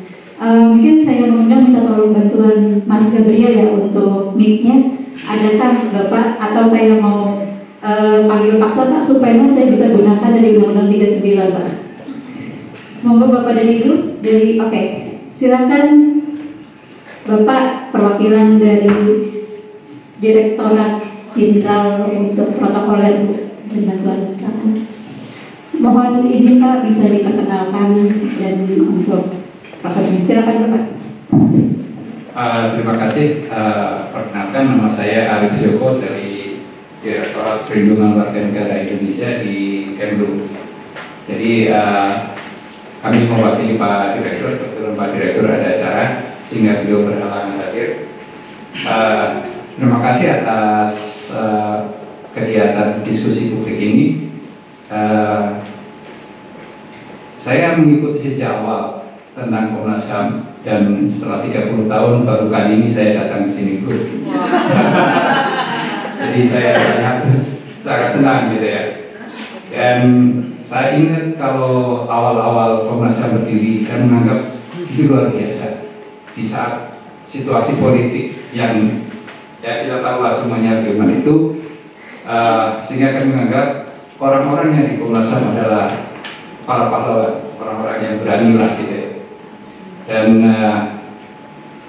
sekarang setelah 30 tahun eranya sudah berubah dan zamannya sudah berubah, terutama dengan adanya media sosial yang dengan jargon netizen yang maha benar dan maha berkuasa gitu. Sehingga banyak kasus yang kemudian bisa di blow up oleh para netizen. Nah, pertanyaan saya adalah bagaimana Komnas HAM menghadapi situasi ini? Saya tadi senang ternyata Komnas HAM sangat proaktif dengan inovasi-inovasi dan semuanya sudah mengarah ke digital. Tadi saya sepakat sekali dengan Bu Anis bahwa pengaduan adalah nyawanya atau garda sebenarnya mukanya dari Komnas HAM adalah pengaduan, dan itu harus dipertahankan. Karena saya sepakat dengan Bu Anis, meskipun sekarang orang bisa mengadu melalui berbagai macam channel, tidak hanya Komnas HAM, tetapi Komnas HAM menurut saya masih punya marwah yang sangat dihormati. Sehingga tadi betul kata Bu Anis, kalau ada orang yang mengadu sudah mentok ke sana kemari, kemudian di Komnas HAM baru menyampaikan aduannya, itu adalah dia. Dengan harapan mudah-mudahan bisa ditindaklanjuti, meskipun tadi disampaikan tidak 100% persoalan bisa ditindaklanjuti, tapi setidaknya itu ada upaya untuk ke arah sana. Jadi kami ucapkan senang sekali tadi dengan adanya upaya-upaya untuk digitalisasi, terutama untuk pengaduan-pengaduan yang kami kebetulan dari Kementerian Luar Negeri yang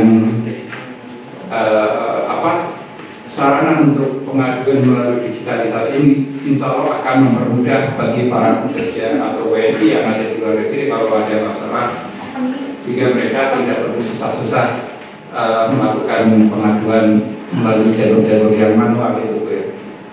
Nah, jadi itu harapan saya, semoga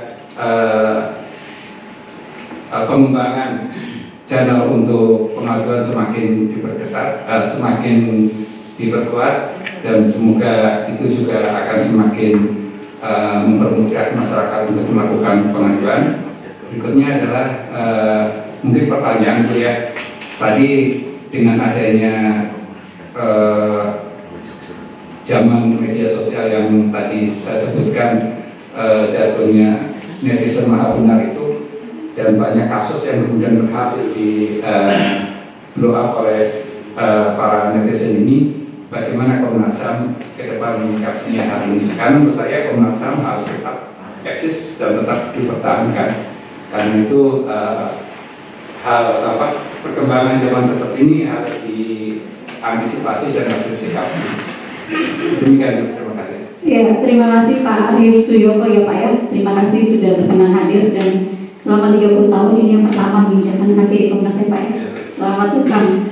Ya, kita mau tampil dulu Bapak Ibu atau mau langsung direskan? Kita tampil dulu. Tampil dulu. Oke, silakan. Bapak. Kalau saya lihat dari baris krim ya. Bismillahirrahmanirrahim. Assalamualaikum warahmatullahi wabarakatuh. Selamat sore, salam sejahtera bagi kita semuanya. Om Swastiastu, Namo Buddhaya, salam kebajikan. Terima kasih, Bu Moderator. Kami Kombes Pol Eko Trisnanto, Kabag Dumas Biro Renmin Itlasum Polri. Jadi kami dari Inspektorat Pengawasan Umum. Ada beberapa yang perlu kami sampaikan. Yang pertama, kami terima kasih sudah bisa hadir dan diundang di sini. Kemudian yang kedua, kami memberikan masukan. Undanglah kami pada saat ada kejadian yang berkaitan dengan masalah Komnas HAM, tentunya yang berkaitan dengan masalah anggota. Karena kami adalah Inspektorat Pengawasan adalah APIP yang ada di Kepolisian Negara Republik Indonesia. Jadi mungkin yang selama ini sudah ada, kalau nggak salah sudah ada MOU. Mudah-mudahan insya Allah mendampingi diri. Kami siap untuk mendampingi Komnas HAM pada saat ada turun ke lapangan dan sebagainya berkaitan dengan masalah anggota. Kemudian yang ketiga, kami punya peraturan kepolisian nomor 2 tahun 2020 kalau tidak salah, itu tentang satu data. Terus kemudian kami juga lagi melakukan pembenahan terkait dengan sistem aplikasi pelayanan kepada masyarakat. Kami juga punya aplikasi. Baik. Kami juga punya aplikasi yang berkaitan dengan masalah pengaduan masyarakat melalui bisa diunduh di Android dan di iOS, itu bisa diunduh. Di situ nanti akan masuk layanan pengaduan dari Super App, terus kemudian nanti ada Dumas Presisi, kemudian di situ ada fitur dan aplikasi isian yang di situ akan meminta data dari si pelapor atau si pengadu untuk kita terima melalui secara aplikasi atau secara online. Itu sudah sejak tahun 2021, sejak itu dilaunching oleh Bapak Kapolri untuk mempermudah teman-teman dari penyidik ataupun teman-teman di bagian pelayanan untuk memberikan pelayanan kepada pengadu. Memang tidak 100% bisa kami layani semuanya, karena memang dari 1 tahun itu mungkin kurang lebih sekitar data yang masuk kepada kami itu kurang lebih sekitar 10.000 data pengaduan terkait dengan pelayanan, khususnya tentang penyidikan yang dilakukan oleh teman-teman kami yang di reserse. Tadi oleh Bapak Komisioner menyampaikan bahwa pengaduan hilang ayam dan sebagainya, mungkin aplikasi yang mungkin sudah dibangun di Komnas HAM nanti mungkin bisa terintegrasi atau dengan bisa dikonekkan dengan kami sehingga kami bisa melihat data pengaduan masyarakat yang terkait dengan pelayanan yang ada di kami.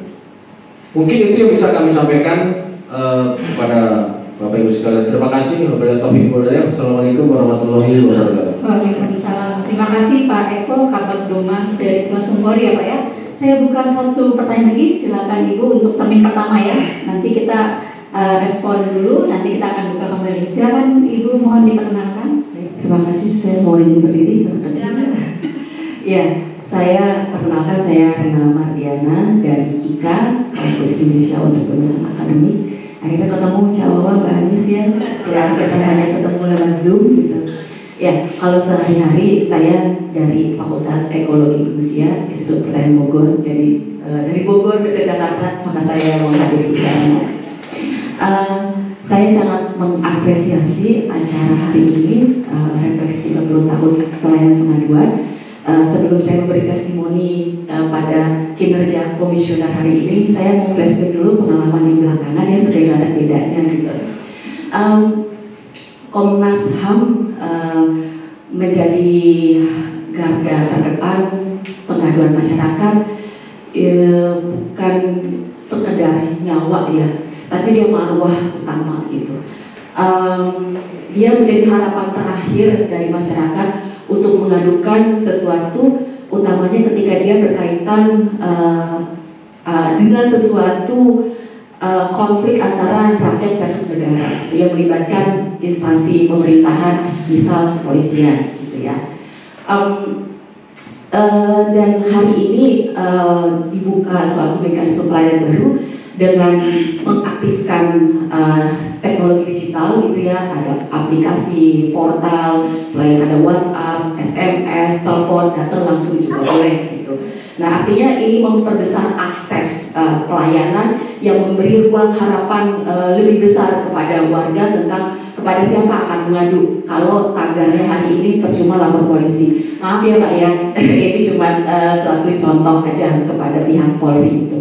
Pada tahun 10 tahun yang lalu masyarakat dari Jambi, suku anak dalam, jalan kaki datang ke sini berkemah, bikin tenda berhari-hari begitu. Siapa yang merespon? Komnas HAM. Tapi saya sebagai orang ekologi dan agraria juga tentunya gitu, melihat jejak ekologisnya sangat tinggi sekali, biaya effort yang dikeluarkan, belum lagi biaya patungan warga yang seringkali juga ada berdompleng gelapnya gitu ya, yang kemudian mengakibatkan sesuatu pemanfaatan konflik sosial yang tidak ada akhirnya, biaya sosial yang sangat tinggi dan kepentingan-kepentingan berlapis-lapis di belakang itu gitu.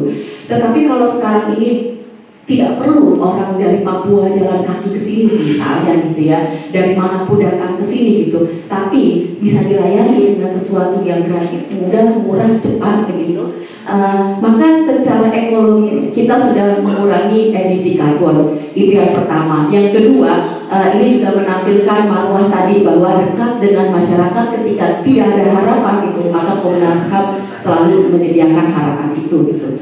Yang berikutnya dari pengaduan, misalnya yang terakhir ini kami mengadu soal WADAS, pendampingan KIKA di WADAS gitu. Tahun lalu kami mengadukan tidak mendapatkan respon gitu ya. Tapi dengan yang baru ini gitu, kami bahkan 2 kali dapat kehormatan Zoom bersama Mas Wawa, Mbak Anis dan para pimpinan itu lengkap gitu ya. Itu sesuatu pengaduan yang bukan hanya pengaduan tapi ditanggapi begitu dan dilakukan analisis. Tadi Cak Wawa bilang dilakukan analisis. Saya sepakat sekali karena kami sebagai akademisi melakukan advokasi itu 2, advokasi pada kebijakan dan advokasi kepada masyarakat penyerahan kritis. Buat kami sendiri selaku akademisi otokritik gitu ya, maka evidence based itu jadi nomor 1, analisis itu penting gitu.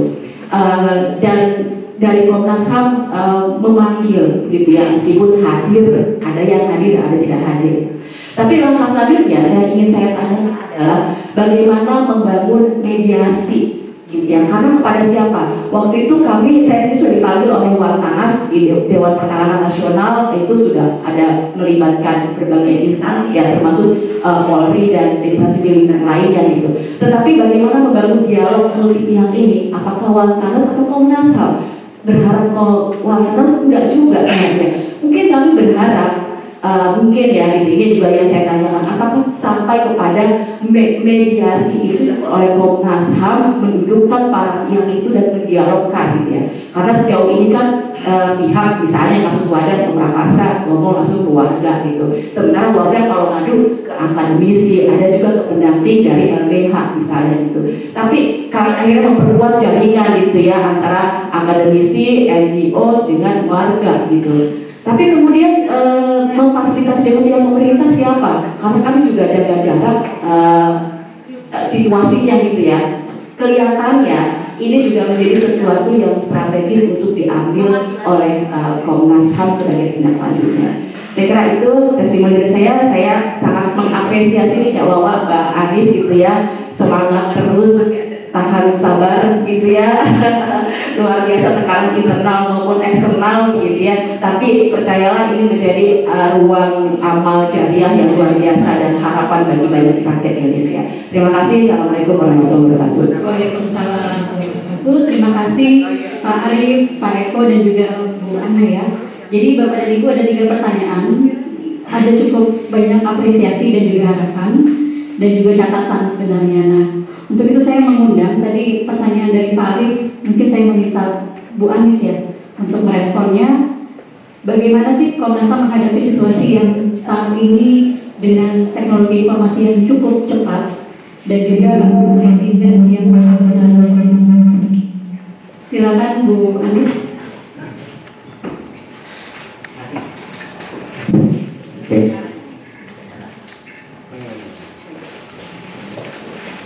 Terima kasih Pak Arif. Ini saya menyebutnya Direktorat PWNI ini sebagai saudara ya, karena ini juga direktorat yang paling banyak didatangi kaum duafa, teman-teman pekerja migran untuk mencari keadilan. Terkait dengan teknologi informasi, media sosialnya Komnas HAM ini termasuk paling banyak hatersnya. Jadi kalau kita mengupload satu kegiatan gitu ya, informasi entah kegiatan entah apa gitu di Instagram misalnya, komentar 500 sampai 1000 itu isinya haters semua Pak. Jadi nyaris tidak ada yang bicara dengan vibe yang positif gitu. Tetapi saya kira itu konsekuensi kita hidup di era demokrasi dan hak asasi manusia, bagian dari kebebasan berekspresi dan berpendapat gitu ya. Ya kami sejauh ini Komnas HAM hampir tidak pernah merespon komen-komen dari netizen gitu ya. Karena kalau enggak itu bisa jadi ruang yang saling menyakiti gitu. Karena kita mencoba membangun satu ruang demokrasi di sosial media juga yang menghormati hak asasi manusia gitu. Mungkin mereka belum tahu, belum paham apa yang dilakukan Komnas HAM gitu ya. Mungkin mereka juga belum terinformasi. Karena tidak semua orang punya informasi tentang apa yang dilakukan Komnas HAM. Karena kalau kita memperhatikan netizen-netizen yang komen, baik itu di Instagram, di YouTube maupun di Facebook dan Twitternya Komnas HAM, itu rata-rata yang mereka jarang berinteraksi secara langsung dengan Komnas HAM gitu. Jadi kalau bagi para pengadu yang memang tahu Komnas HAM seperti apa, itu kritisnya itu lebih konstruktif gitu ya, memberi masukan, saran gitu, bukan istilah sekarang itu nyinyir netizen gitu ya. Kalau begitu ya itu tidak perlu direspon gitu. Biarkan saja bagian dari ruang terbuka bagaimana masyarakat menyampaikan pandangan gitu ya. Tidak perlu itu kemudian juga direspon satu persatu gitu. Jadi ruang publik mesti kita isi juga dengan hal-hal yang respecting of human right gitu, menghormati hak masyarakat kita yang berpendapat tidak apa-apa. Nanti kalau mereka sudah tahu Komnas HAM pasti akan berbeda gitu pandangannya gitu ya. Jadi sebuah keniscayaan juga gitu, kita hidup di era digital sekarang, kita punya sosmed, ya pasti akan banyak beragam gitu komen yang positif maupun negatif itu. Dan itu menurut saya secara kelembagaan Komnas HAM tidak perlu memasukkan itu ke hati gitu ya, kemudian sampai nanti kita sudah setiap hari menangani kasus dan ya tidak perlu gitu. Jadi ya kita tetap saja menjalankan peran-peran sesuai dengan mandat Komnas HAM. Yang perlu justru dilakukan adalah engagement lebih luas lagi gitu, reach out lebih luas lagi masyarakat sehingga mereka lebih tahu apa yang dilakukan Komnas HAM, bagaimana mengakses Komnas HAM dan lain sebagainya. Jadi menurut saya itu ya. Selamat datang Bu Ketua, boleh di depan Tuan, silakan di. Ya, jadi demikian Pak Arif sebenarnya tadi soal membuka ruang dan juga reach out kepada masyarakat karena memang tidak terhindarkan ya Pak. Meskipun tadi jawaban Bu Anis rada kalem Pak, cuman kalau kami di staff juga sebel juga kadang-kadang kami sudah full untuk melayani, tapi masih dimaki-maki juga sama netizen. Tapi ya itu adalah suatu proses tadi. Makanya tadi saya juga cukup kaget ternyata Komnas HAM yang memperjuangkan masyarakat justru mendapatkan ancaman. Betul. Itu sudah bagian dari perjuangan katanya. Yang ngancam baik dari negara dari pengadilan. Iya. Baik, untuk pertanyaan kedua dari Pak Eko, saya mengundang Pak Wawa. Terutama ada dua hal ya Pak Wawa. Yang pertama terkait dengan posibilitas dari integrasi data ya dalam satu data tadi, dan juga yang kedua soal aplikasi lumas presisi seperti itu. Nah, sebenarnya Komnas juga sudah banyak terlibat ya Pak, mulai dari peluncuran 2021, mungkin bisa direspon Pak Wawa, silakan. Ya, terkait data tadi kan, satu data, dan Komnas sebenarnya juga sudah masuk di dalam lingkungan satu data yang dikelola oleh Kominfo sama Kemenhub, bukan kalau nggak salah. Teman-teman terlibat di sana, ada Mas Lulu yang juga ini, cuma memang Pak untuk persoalan integrasinya data Lumas Presisi dan Komnas ini pertama memang kita belum ada wali data sehingga belum ada pengaturan terkait hal itu. Yang kedua kan ini terkait dengan kerahasiaan data sebenarnya kalau di Komnas, karena kita punya mandat untuk merahasiakan data pengadu, sehingga ini juga akan mengalami kesulitan kalau kita harus sharing data. Jadi jangankan dengan polisi, dengan teman-teman LSM yang lainnya aja kadang-kadang kalau mereka minta data by itu sekarang kita kasih kan gitu, karena ini ada kerahasiaan pengadu di situ. Nah, sekaligus saya menjawab Mbak Diana ya dari Kika. Kalau di proses mediasi sih sebenarnya juga dilakukan Mbak. Ada kerja-kerja mediasi, tidak hanya kasus ya. Di beberapa contoh ini kan yang lagi kita upayakan misalnya di penyelesaian konflik agraria misalnya, di mana kemudian Komnas HAM mendorong adanya SKB 3 lembaga, Komnas HAM, ADRBPN dan Polri, sehingga kemudian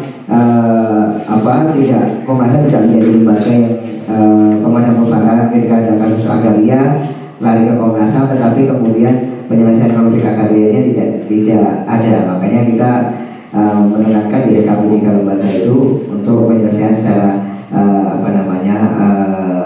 dilakukan penyelesaian konflik agrarianya dulu sebelum nanti meningkat ke kasus yang lain yang misalnya kriminalisasi warga begitu. Nah, di samping itu ada juga working group yang dibangun oleh teman-teman yang sekarang saat ini juga ada diskusi di lantai 3. Ini juga working group yang lagi dibangun oleh teman-teman di pengkajian dan penelitian dan tim agraria.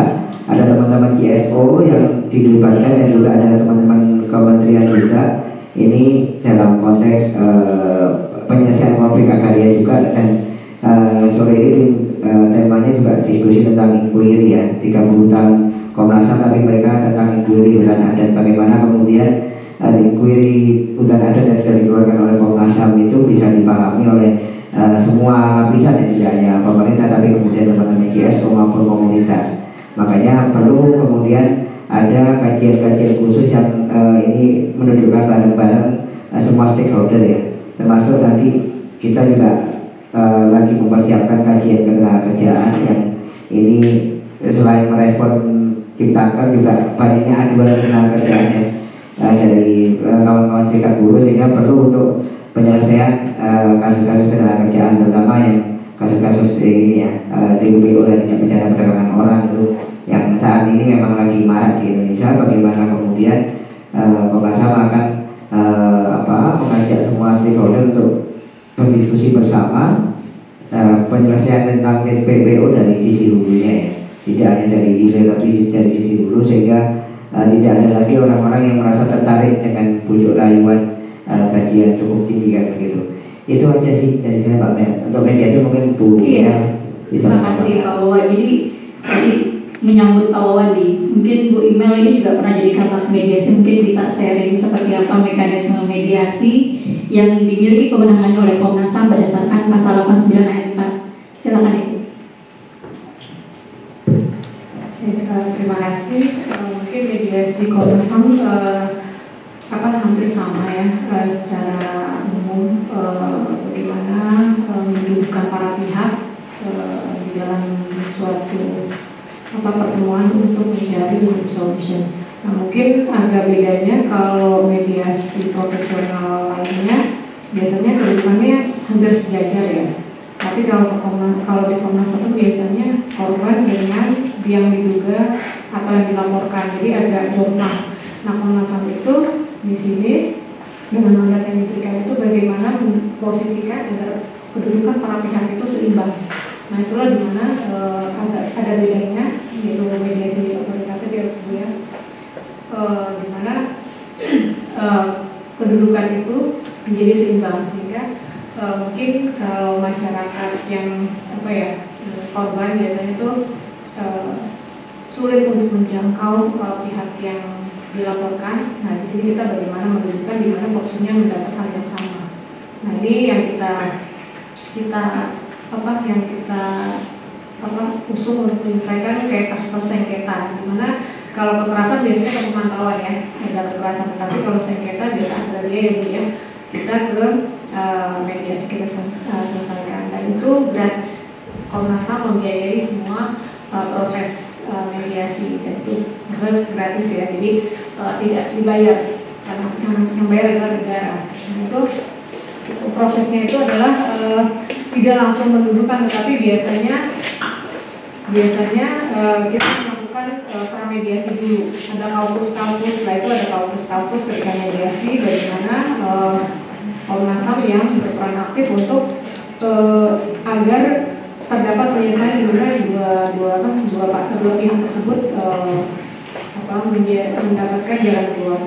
Nah, ini itu adalah yang kecil ya, tapi kita juga biasanya di luar itu ada yang besar ya kalau mediasi itu, karena ada konsiliasi dan lain sebagainya. Nah, itu kita Komnas HAM itu berusaha, misalnya kalau kasus-kasus agraria di Komnas HAM itu tidak hanya kasus per kasus kita selesaikan.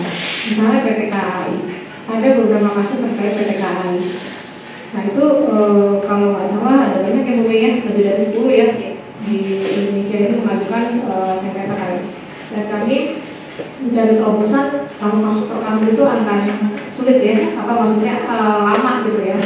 Dan prosesnya setiap kasus itu lama dan memakan biaya dan waktu yang lama. Nah, ini kami melakukan terobosan, kita bertemu dengan atau berkoordinasi dengan PT KAI untuk membicarakan masalah ini. Kalau di bidang kepolisian Bapak ya Pak ya, kasus-kasus kepolisian misalnya, kalau kasus kepolisian kami juga biasanya Pak, misalnya di Polda Kalbar misalnya Pak, kami ada misalnya ada ya sekitar 10 ada yang waktu yang zamannya saya, atau antara 10 dan 20 kita ke Polda Jabar, kita gelar kasus Pak di Polda. Nah, ini kasusnya ABCD. Nah, di situ kita biasa Kapolda memanggil Polres untuk hadir dan pertemuan tersebut untuk menjelaskan bagaimana tindak lanjut dan sebagainya. Dan di situ kita bisa lebih efektif ya Pak ya pertemuan. Nah, mungkin juga nanti ke depan Pak Wawa dan Bu Anies mungkin ke depan bisa juga dari inspektorat bisa hadir ya Pak, kalau di situ sekalian ada polisi ya Pak untuk menyentil kalau dia nakal Pak. Nah, itu kita berkoordinasi dengan beberapa KL terkait. Jadi nanti kita kemarin ke KLH ya, ke kementerian sehingga lebih efektif lagi penyelesaian. Walaupun yang kasus per kasus kita tetap berjalan. Itu yang tadi saya sampaikan.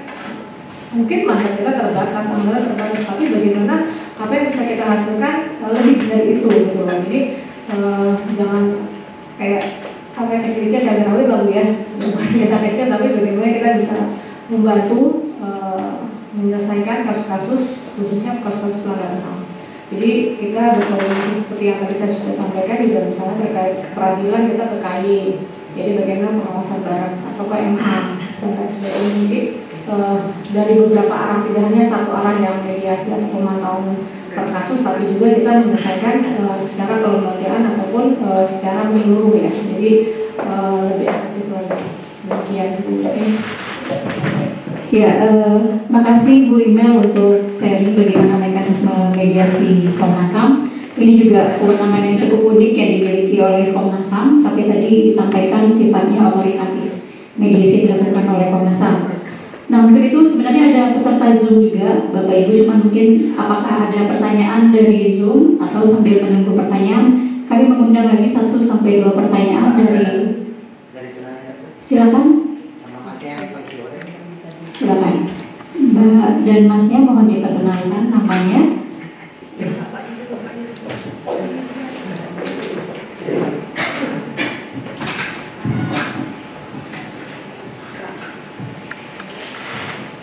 Baik, selamat siang.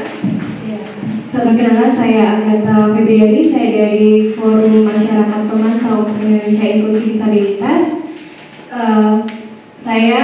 Pertama saya ingin juga mengapresiasi kerja-kerja dari bidang pengaduan ya, di Komnas HAM, mengapresiasi kerja-kerja Cawawa. Karena selama ini juga Cawawa selalu melakukan pendekatan dengan teman-teman disabilitas dan inklusi disabilitas. Pertanyaan saya yang penting tadi sudah dijawab Cawawa mengenai perlindungan data pelapor. Sedikit banyak sudah dijawab oleh Cawawa tadi, dijelaskan. Kemudian pertanyaan yang kedua, apakah selama ini Komnas HAM di bidang pengaduan ini sudah menerapkan target ya, berapa target pengaduan yang setidaknya direspon dari masyarakat? Apakah sudah diterapkan itu sistem target berapa yang bisa direspon dalam misalnya triwulan pertama atau 1 tahun pertama gitu?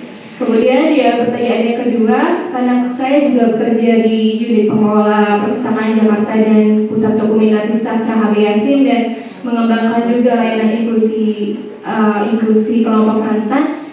Kami selama ini belajar dari permen yang sudah ada ya, permen PUPR dan permen PAN-RB mengenai layanan kelompok rentan. Nah ini juga kami ingin belajar bagaimana Komnas HAM menciptakan layanan yang inklusi untuk kelompok rentan ini. Standar yang dipakai itu apakah juga mengacu pada standar permen yang sama, atau kami berharap sih ada sentuhan-sentuhan HAM-nya ya, bagaimana Komnas HAM di bidang pengaduan ini melengkapi standar yang udah ada itu.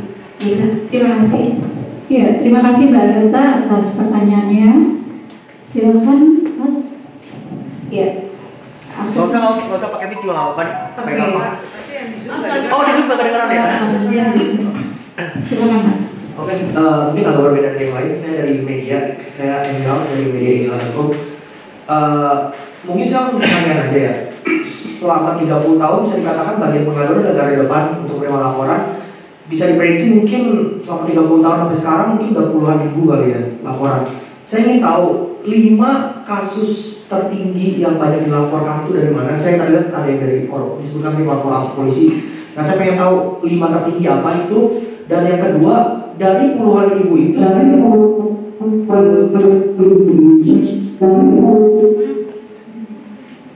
ya, dari puluhan ribu itu kira-kira berapa case sih yang akhirnya ada titik terangnya?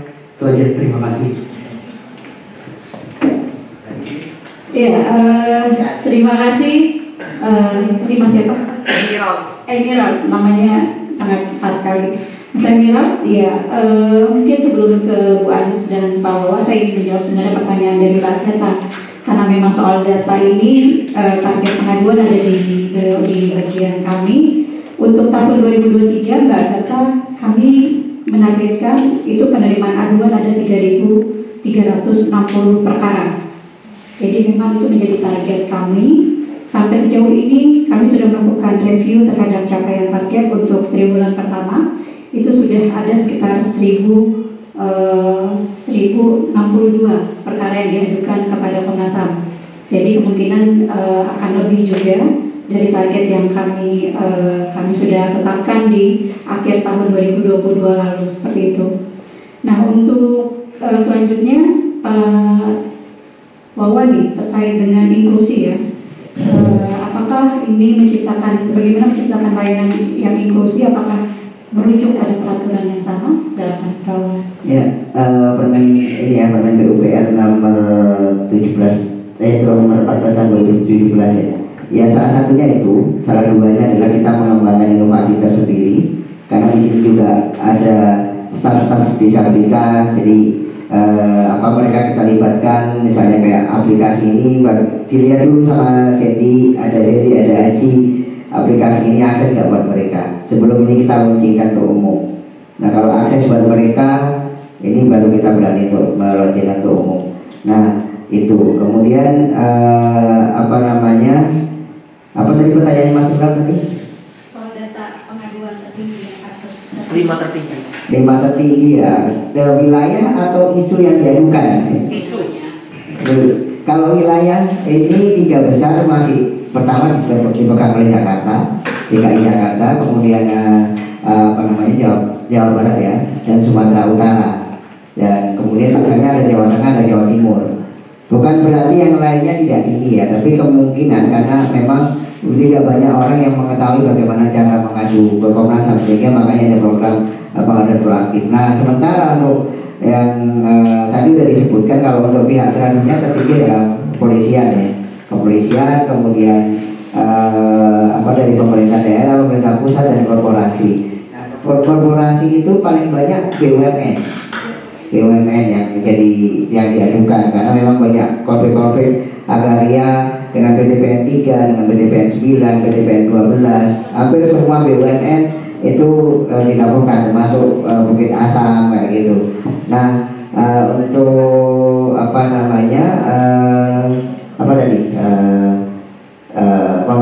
konflik yang paling gede ya memang konflik agraria ya. Sepanjang tahun 2022 kemarin ada sekitar 1.200-an ya Pak ya, konflik agraria yang mengadu di Komnas HAM, sehingga ini menjadi konflik yang tertinggi. Nah konflik yang kedua, ada kebebasan beragama juga cukup tinggi juga di Komnas HAM ya, sudah mulai masuk ini.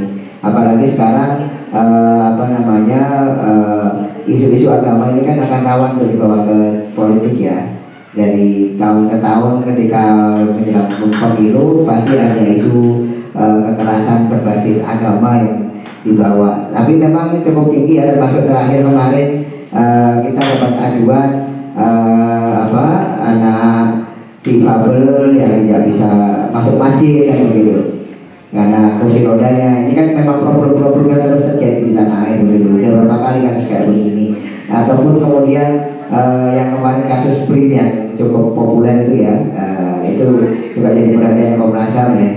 Nah itu terus selain KBP, agraria, ya kasus-kasus kesejahteraan, kasus ketenagakerjaan, terutama yang paling banyak itu sekarang pengaduan terkait Permenaker nomor 5 tahun 2023. Nah, yang terkait Nope itu, ini banyak banget, bahkan serikat-serikat buruh mainstream ini lagi mengadu semua ke Komnas, baik KASBI, SBSI, kemudian ada perempuan Mahardika yang mengadu, dan kita lagi membuat kajiannya dan untuk mempertemukan semua stakeholder dan membicarakan bareng-bareng bagaimana nanti solusinya terkait Permenaker nomor 5 tahun 2023 agar hak buruh itu terpenuhi. Di samping juga penyikapan kita terhadap cipta kerja. Jadi itu yang paling banyak isu-isu di Komnas HAM. Ya kalau memang tadi sampai maling ayam aja laporan ke Komnas HAM ada, yang masalah warisan kadang-kadang juga ada yang laporan gitu kan. Ya paling kita akan memberikan surat tanggapan terkait hal tersebut, bahwa kasus ini bukan termasuk pada kasus pelanggaran HAM, misalnya kayak kasus warisan atau apa, tapi kita memberikan rujukan bahwa ada hal yang paling tepat untuk mengadu di Komnas HAM gitu. Terima kasih. Oh iya Mbak. Silakan Mas. Ya, tadi ditanyakan berapa yang selesai ya? Iya, dari berapa puluh ribu itu sama. Iya, jadi gini, melihat satu penanganan kasus ya, bahwa penting juga kita membaca prosesnya. Misalnya di pengaduan Komnas HAM itu sebelum naik ke pemantauan atau mediasi itu 40% sudah dilakukan penanganan lewat analisis gitu. Nah, analisis suatu kasus dikatakan itu pelanggaran HAM atau tidak terkait dengan pasal yang mana, relevansinya, undang-undang yang mana, kebijakan yang mana, siapa yang mesti bertanggung jawab ya. Menurut saya itu juga satu dokumen penting ya, yang mesti menjadi bagian dari penanganan itu atau dicatat gitu ya sebagai sesuatu yang penting dan berharga. Jadi memang ujungnya tentu adalah satu kasus selesai, tetapi bahwa proses mulai dari analisis ya, yang menghasilkan dokumen analisis itu menurut saya juga sangat penting, sampai biasanya ada proses dialog pemanggilan gitu ya, ada yang datang dan ada yang tidak gitu ya. Menurut saya itu semua ada harganya gitu. Nah, kadang-kadang banyak kasus yang dilaporkan ke Komnas HAM memang tidak berujung pada pemantauan yang kemudian menghasilkan rekomendasi atau mediasi yang kemudian memutuskan masyarakat misalnya berhak atas tanah adat A misalnya. Tetapi bahwa proses ini juga ada meaningnya, ada maknanya.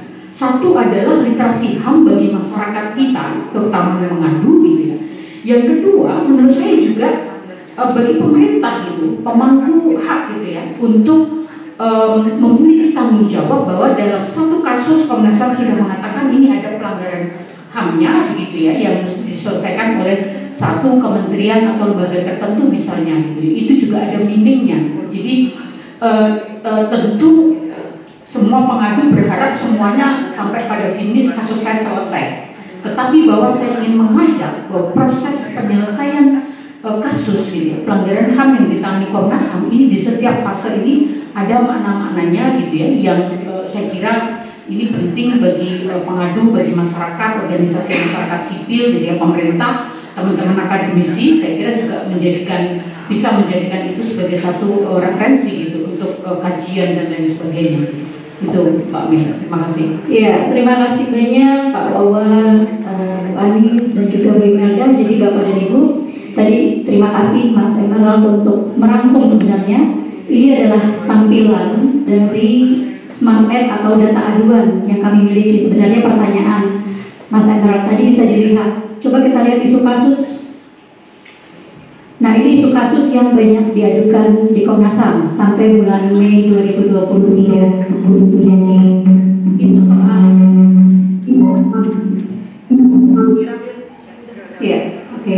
Jadi isu soal ketidakprofesionalan atau ketidaksesuaian prosedur oleh APH itu paling banyak diadukan.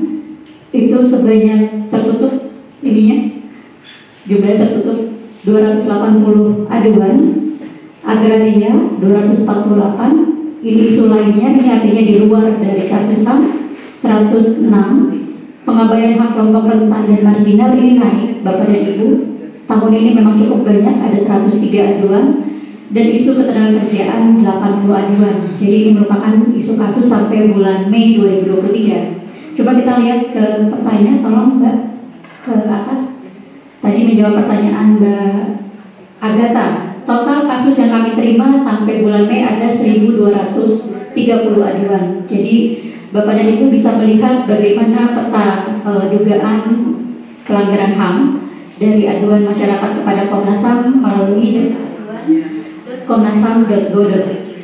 Bisa diakses secara publik. Untuk minta detailnya nanti Bapak dan Ibu bisa melakukan registrasi dulu. Jadi data ini bisa didapatkan oleh publik seperti itu. Jadi baik Bapak dan Ibu, karena waktu sudah melampaui pukul 16.00, saya tahu Bapak dan Ibu pasti banyak pertanyaan atau mungkin saya yang GR, cuman kegiatan diskusi publik hari ini kita cukupkan dulu dan kami selaku panitia dan juga Komnas HAM mengucapkan apresiasi dan banyak terima kasih atas kehadiran Bapak Ibu, dan juga saya mohon aplaus untuk narasumber kita di depan dan kita semua. Terima kasih. Kami mohon maaf apabila dalam penyambutan kami ada yang kurang dan juga dalam penyampaian ada yang kurang berkenan. Wabillahi taufiq wal hidayah. Wassalamualaikum warahmatullahi wabarakatuh. Selamat sore Bapak dan Ibu semuanya. Shalom.